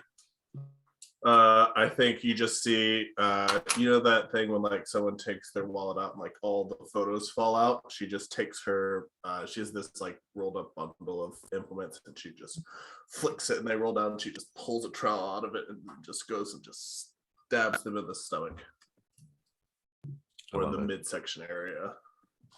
I love it. And then they run off and she just looks at it and she goes, that was my favorite one. I'll buy you a new one, dear. Oh, thank you very much. I want to wrap up the scene with Millie, and then probably we'll be getting ready to theorize at that point. Millie, the complication is just going to be that it's a sort of meta complication, which is that you discover that his finger is totally intact. He cut his finger, and as you're taking off the gloves, he's like, sorry. And then he like holds up his like still bleeding finger and says, unless you want to kiss it and make it better. No, but I'm sure there's some TCP in the and she's going to kind of reach into the medicine cabinet and she will like in that very like kind of this is the absolute going into proper full on mother of two, very methodically cleaning his finger and just to make the scene make the scene a little more weird, I think he's a little younger than you, and he's like, gosh, this reminds me of like when my mom used to bandage my scrapes and cuts. I'm not quite that much older than you, dear. Indeed not. Let's take a look at our clues. I think you got 9 clues, which is a lot. I think we have 10. I don't think we have. Didn't we get one that was like messages on his phone? Oh yeah, somebody just needs to click off that cell, or we can't read it if you don't click off that cell. Okay. Or it's just not typed in there. I So don't know if we've typed it. Yeah. Yeah, I'll do it. Cool.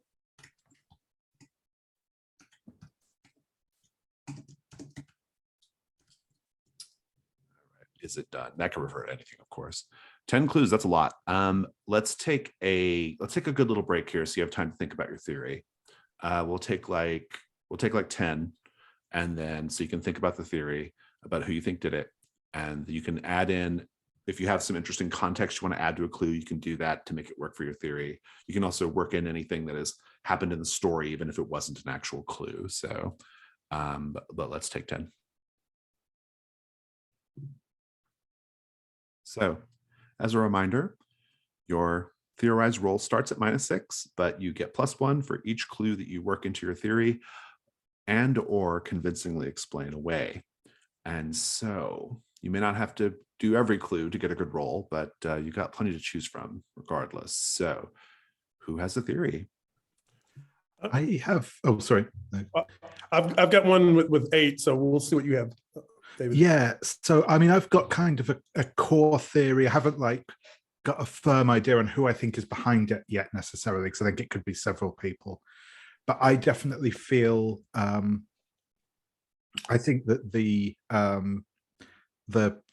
plastic pumpkin filled with half-empty pill bottles, I think that's definitely a sign that this is something that's been going on for a while. There've maybe been threats or something like that, so they've both been kind of self-medicating. I think that the core of this theory is that these old film reels that Marcus referenced are kind of what the killer was after. Hence both Coco and Abner being targeted. Again, the break lines is again a sign that this has been going on for a while. There've been kind of threats and attempts in the past.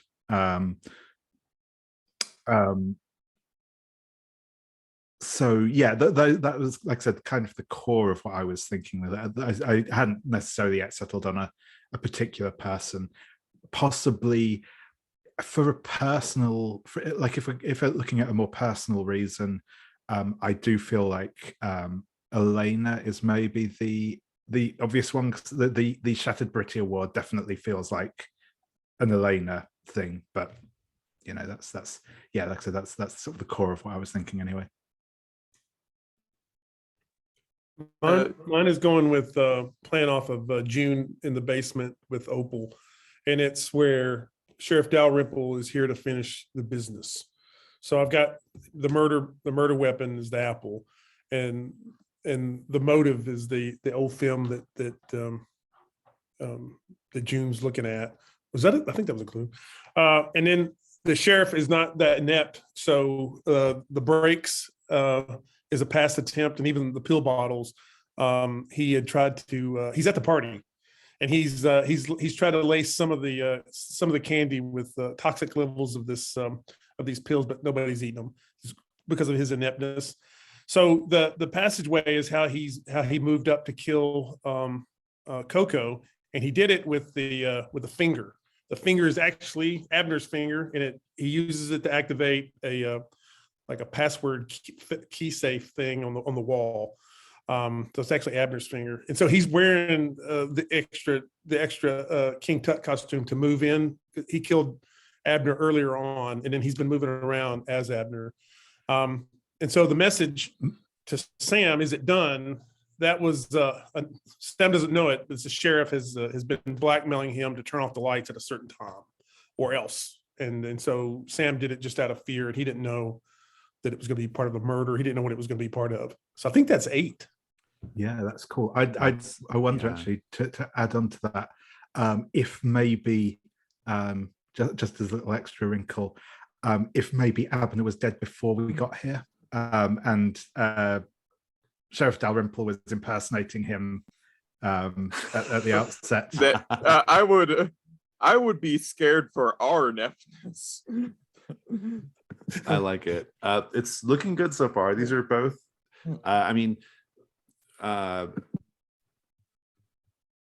Daniel and David's theories both sort of share the idea that someone's been trying to kill them for a while, which I think feels pretty key. What were we going to add? I can put forth one more theory. Mm-hmm. My theory involves a unlikely collaboration between Marcus and Sam. You see, Abner is terrible with his money. We know that. That has been established. He's not. They're ostentatious.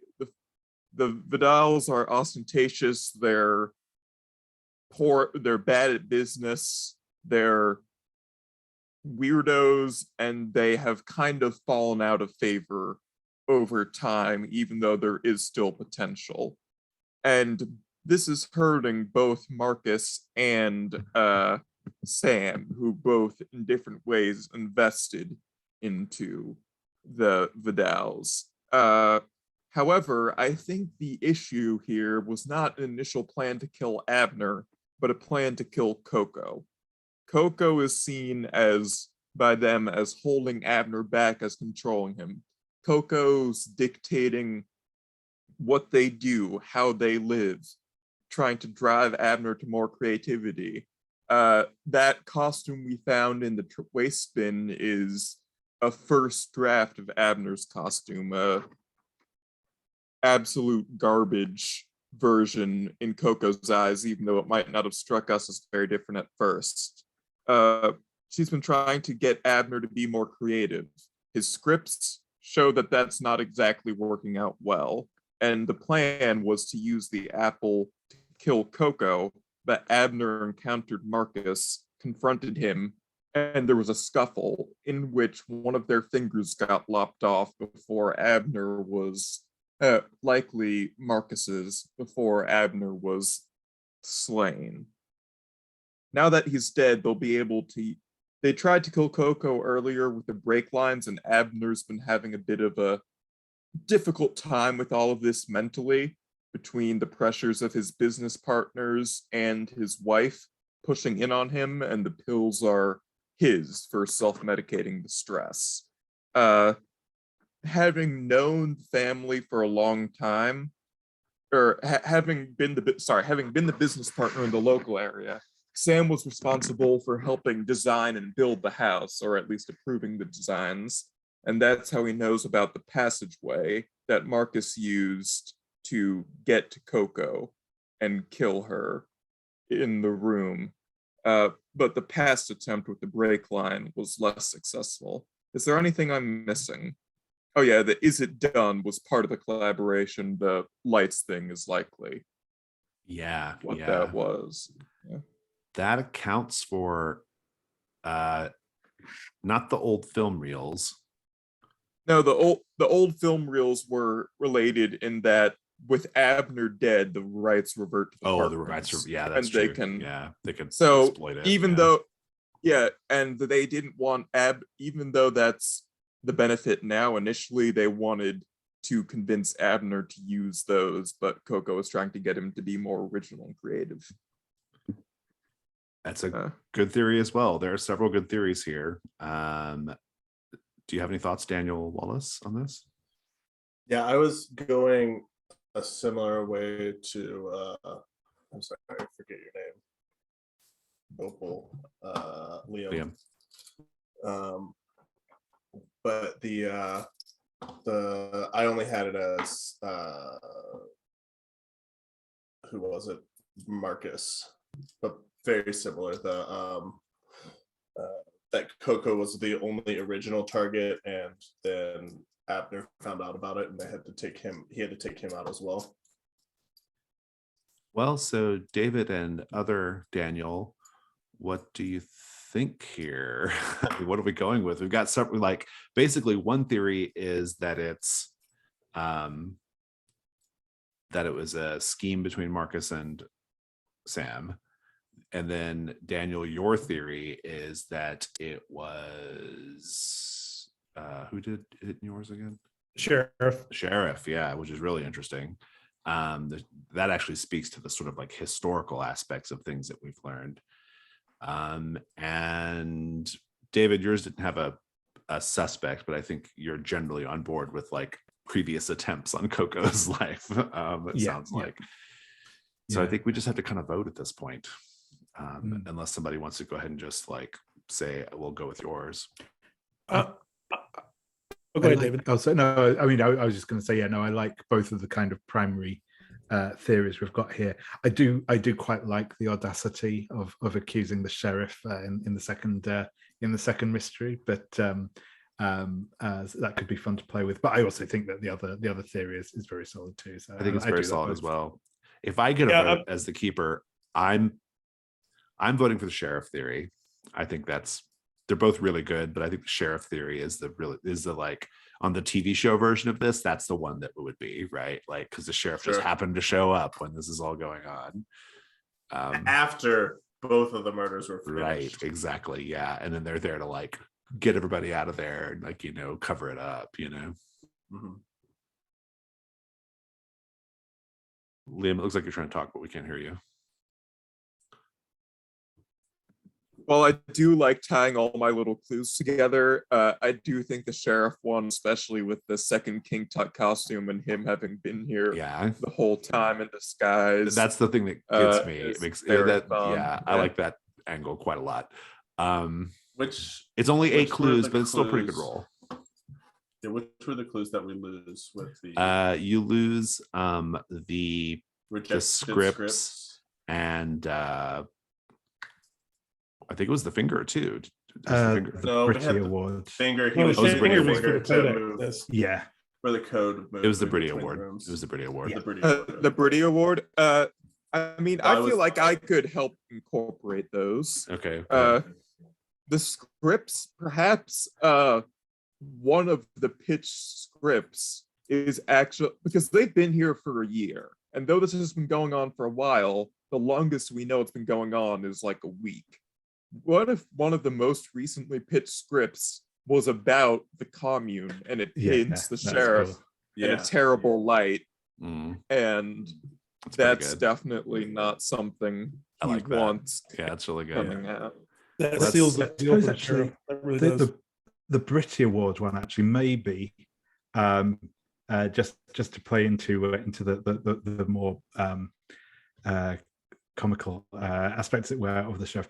Maybe it's just literally that while he was doing the murder, he knocked it off because he is still kind of clumsy and and he just shoved the glass into the secret passage. Yeah, that's a good way of explaining it away. I'll take that. Okay, well, that's a great roll. Daniel Q, since it was principally your theory, why don't you roll 2d6 plus 4?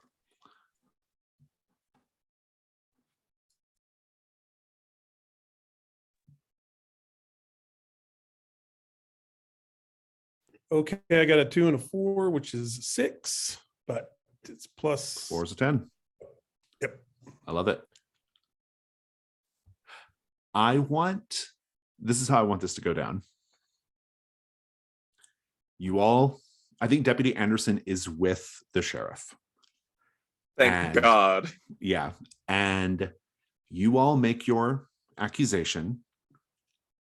I'll also give you an option here as well. You all have the option of, if you get a 12 plus on theorize, a member of the dark conspiracy will reveal themselves.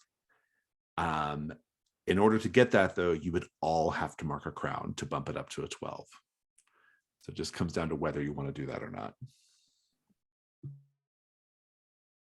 It is an option. I mean, we're almost halfway done, right? Yeah. I think we can. I see votes for crowns. Everyone mark a crown and you'll get a 12 plus, and I'll handle that reveal. But I basically think this is how this goes. You all make your accusation. The sheriff realizes that he's like about to be like, he's caught in the snare, and Deputy Anderson says, "Sheriff, I'm sorry. They make a good case. I think I have to place you under arrest." And the sheriff shoots Deputy Anderson in the leg, and Deputy Anderson collapses, and the sheriff gets into his cruiser to run away. But here is where the Michael Knight move comes in, because Rosemary and the gang get into the van. And Rosemary, please narrate the scene of chasing down. I'm not going to make you roll, just chasing down the sheriff and capturing him. Yeah, I think we all go to the van, and everyone jumps in, and then it's like, I want to say that it's like there's a really long driveway that we're chasing him down, and it's down the side of a hill, and she just what's the pit moves him into the side of the hill, and he just crashes into some bushes, and then we all hop out and grab him. I love it. And that is the conclusion, the controversial and shocking conclusion of All Hallows Scream. I'll take care of the 12 plus a bit later. For now, let's go to the end of session questions. You all solved a mystery, so everyone gets an experience point for that. Rosemary, did you secretly undermine the authority of a local official? Yes. I kind of feel like you did. Mark that as well. Rosemary, did you dote on someone? I don't think I completely forgot to look at. I don't think you doted on anyone. Session moves, yeah. Millie, did you dote on someone? Yes, I think I did. With Sam, yeah, with the injured finger. Did you share a memory of a late family member? No, I didn't get around to that this time. Kate, did you behave like a woman half your age? And did you secretly undermine the authority of a local official? Yes, you did. Opal, you definitely secretly undermined the authority of a local official. Did you dote on someone, Opal? Yeah, that's part of what I was doing with the caramel and making sure the person who didn't get June going into the basement didn't get terribly murdered. Oh, I'll take that. Yeah, I like it. I'll take that. Who owes crowns right now? Let's do those things. If you mark Shadow in the Garden or one of those, you don't need to worry about that. But if you marked a Crown of the Queen, we need to do those scenes. So who wants to go first? Read the prompt and do it. I have a flashback of my fondest memory of my late partner. As we discussed when introducing Rosemary, she was just kind of like a office manager, and her husband was in finance. They had a very just generic, boring existence kind of. And then at one point after they had their kids, their kids were like, I don't know, like 8 and 6. They got a babysitter and they went into town, and they were having a nice dinner at a restaurant, and her husband made some comment to her, and they scooted off to the bathroom, and had some relationships in there, and in which she found herself for the first time in a dark room with a man or someone else, that alluding to future experiences. Less exciting ones. Less murderous so intent. exciting in a different way. Less murderous intent in the first one. Very good. Did you have any others you need to do? I did have one from last time, which is a flashback showing how you were an imperfect mother. I think that this is potentially a flashback to when she was at her husband's funeral. She was very focused on herself and the things that she had lost, and she was getting drunk at the open bar at her husband's funeral. And meanwhile, her daughter and son are sobbing in the front row of the funeral.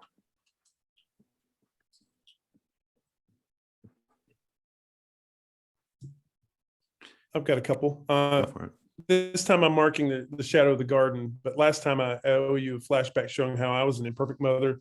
And this is a scene where her husband is at work at Sprint Airlines late, and she's brought a lot of work home. She's working on like a draft of some kind of brochure. She's got it all laid out, and she's not got time to see to their two kids, and so they're parked in front of a TV with probably TV dinners, and she feels guilty about that this is night after night because of this big project. And so years later, her daughter references this at like a holiday party that like Thanksgiving is gone, where things are going south, and it still stings. Nice. Any other crowns? Yeah, I've got a couple. Again, one from last time, one from this time. So I'll go. So, excuse me. So I'll go first for the flashback of your fondest memory of your late partner. And I think we kind of get a long sort of montage shot of sort of the curtain going down in a theater, and Millie sort of backstage taking off her makeup and getting changed into her sort of street clothes and heading out. And it's obviously like, past midnight or whatever in New York. It's raining, obviously, and we get a little bit of her on the subway and all that. And she gets back to quite a nice apartment, and sat up at the table is her husband, is in a sort of long silk dressing gown on. There's a young man sat with him in a sort of very tight white shirt and jeans, and the two kids who are probably about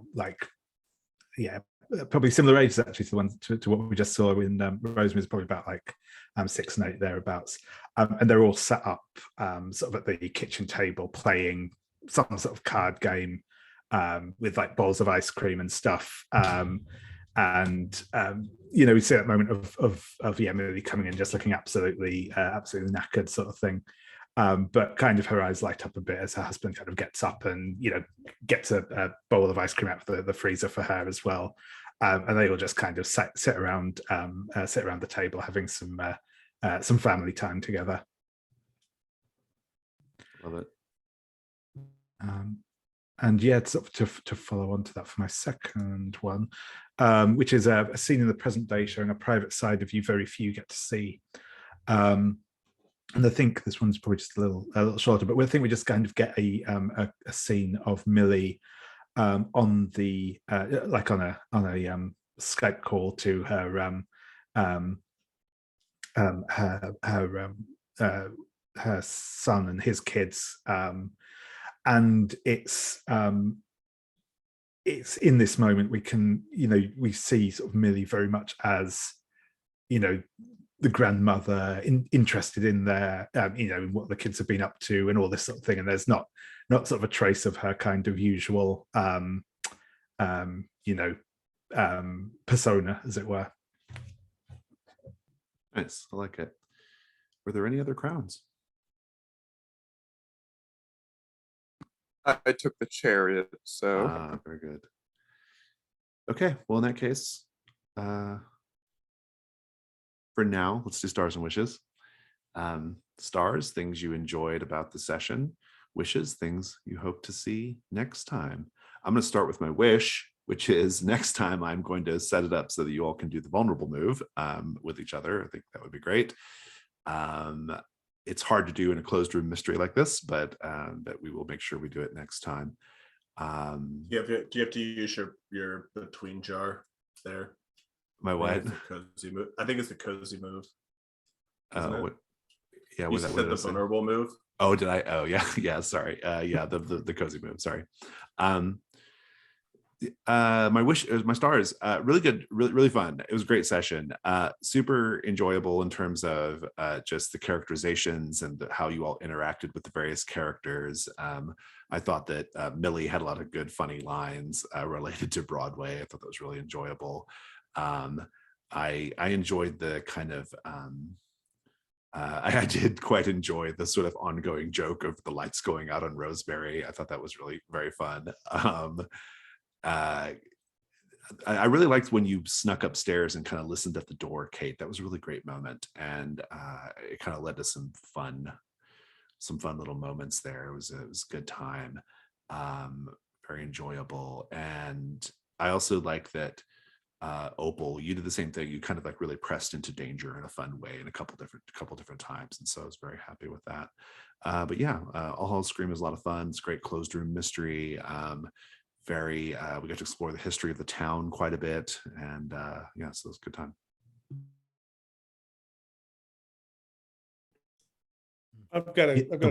I got my favorite episode when I was a kid of any sitcom or show from this time period is the Halloween episode, because their costumes are always like, Hollywood quality costumes versus what you could get at like Walmart. So that was always my favorite episode. And so I'm glad we were able to dress up. I will say, as somebody in New England right now, only new people have long driveways that have a hill on it, because you're going to pay for that in the winter when you have to get that plowed. So it's perfect for Coco and Abner to have that long driveway it's going to get them anyways. Wishes, I'd go with, I got to start using my personal items. I don't think I've used one. Yeah, you definitely should do that. Yeah, no, Stars Around. It was a great session. It felt like super fast today as well, in a good way. It was not like rushed, but like just seemed to get a heck of a lot done this evening. I guess we didn't have the initial character intro stuff this time, which does speed up a little, but no, it felt really like pacey, which was great.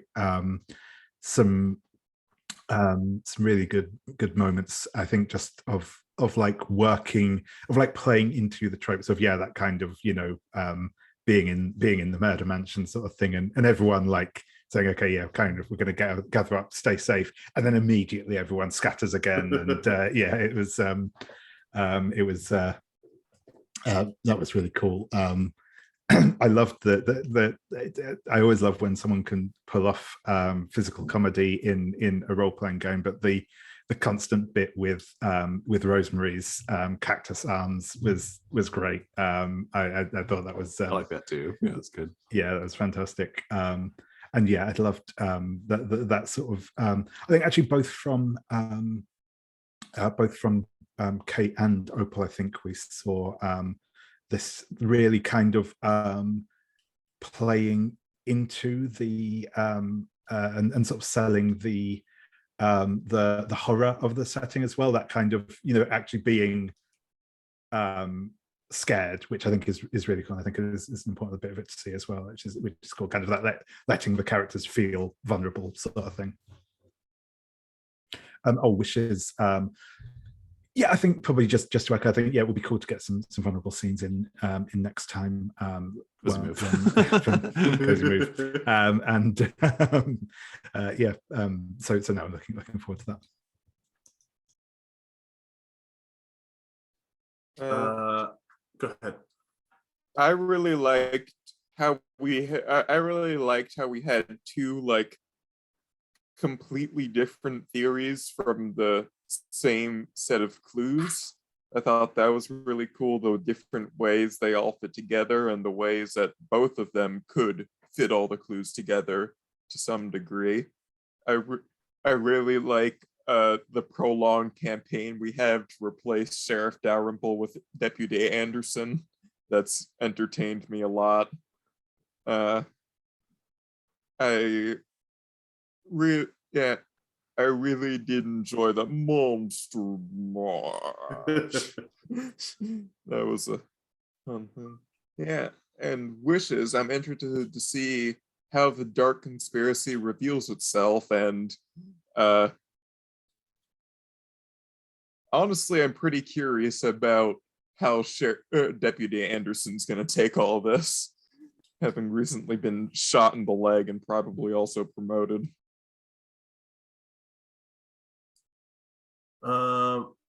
I had stars for. I really love the scene with June and Opal in the basement theater. It was just really good.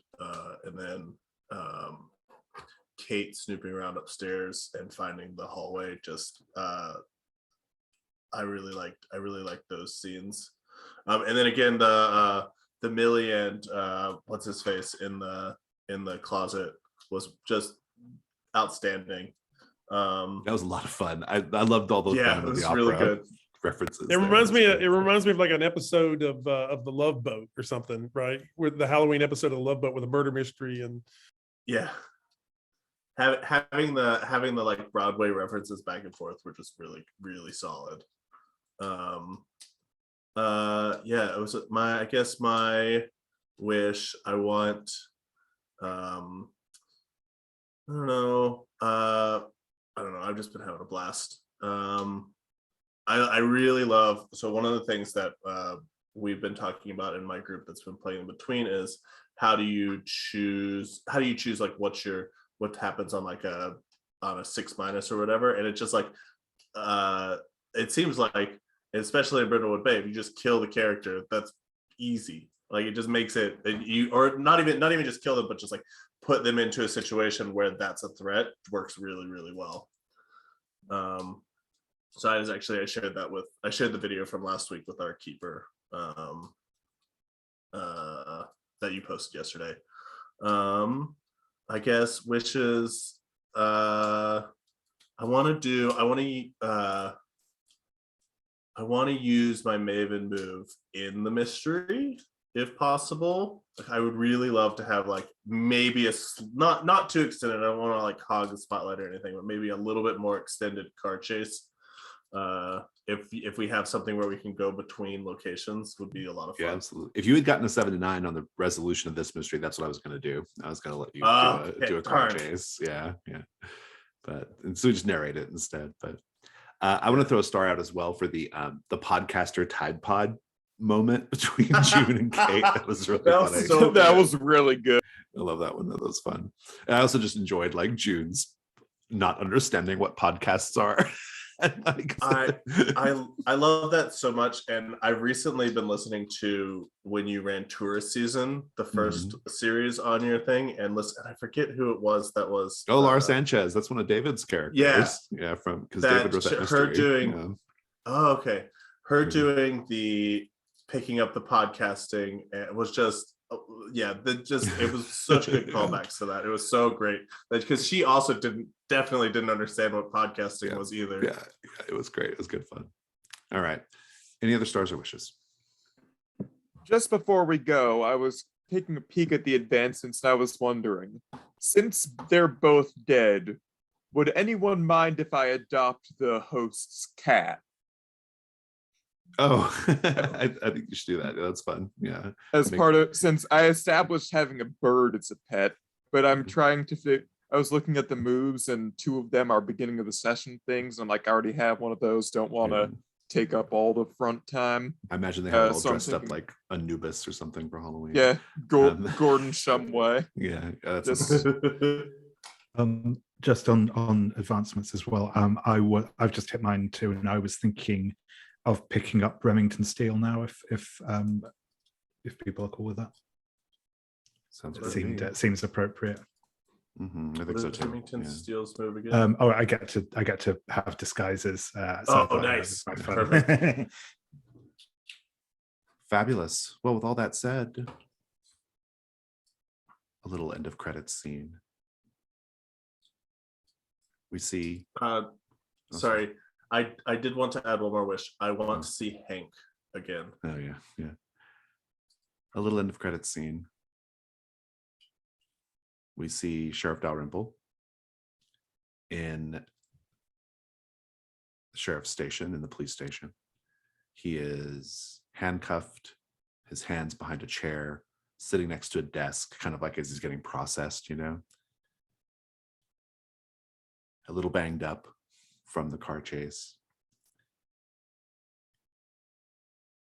The sheriff's deputy who was processing him steps away for a moment, leaving him in the room by himself. And he's joined by June Willoughby. She's still in her poodle skirt. And Sheriff Dalrymple looks up at her and says, well, the last 2 members of the Children of Apollo are dead. I suppose you're very happy now. And June says, yes. On behalf of the old family's sheriff, I want to extend my thanks. You've always done so well in serving our interests. He says, you know, if I ever get out of here, if I make bail, if I get my phone call, I'm going to tell everyone about you. I'm going to tell everybody everything I know. And she says, oh, Sheriff, I don't think I have to worry about that at all. You're never going anywhere. And at this point, we see a group of hooded, robed figures wearing white masks. They step out of the shadows. They raise up knives as they circle the sheriff. And she says, thank you for your service. And they plunge the knives into the sheriff, and the scene cuts. And I will see you all next week.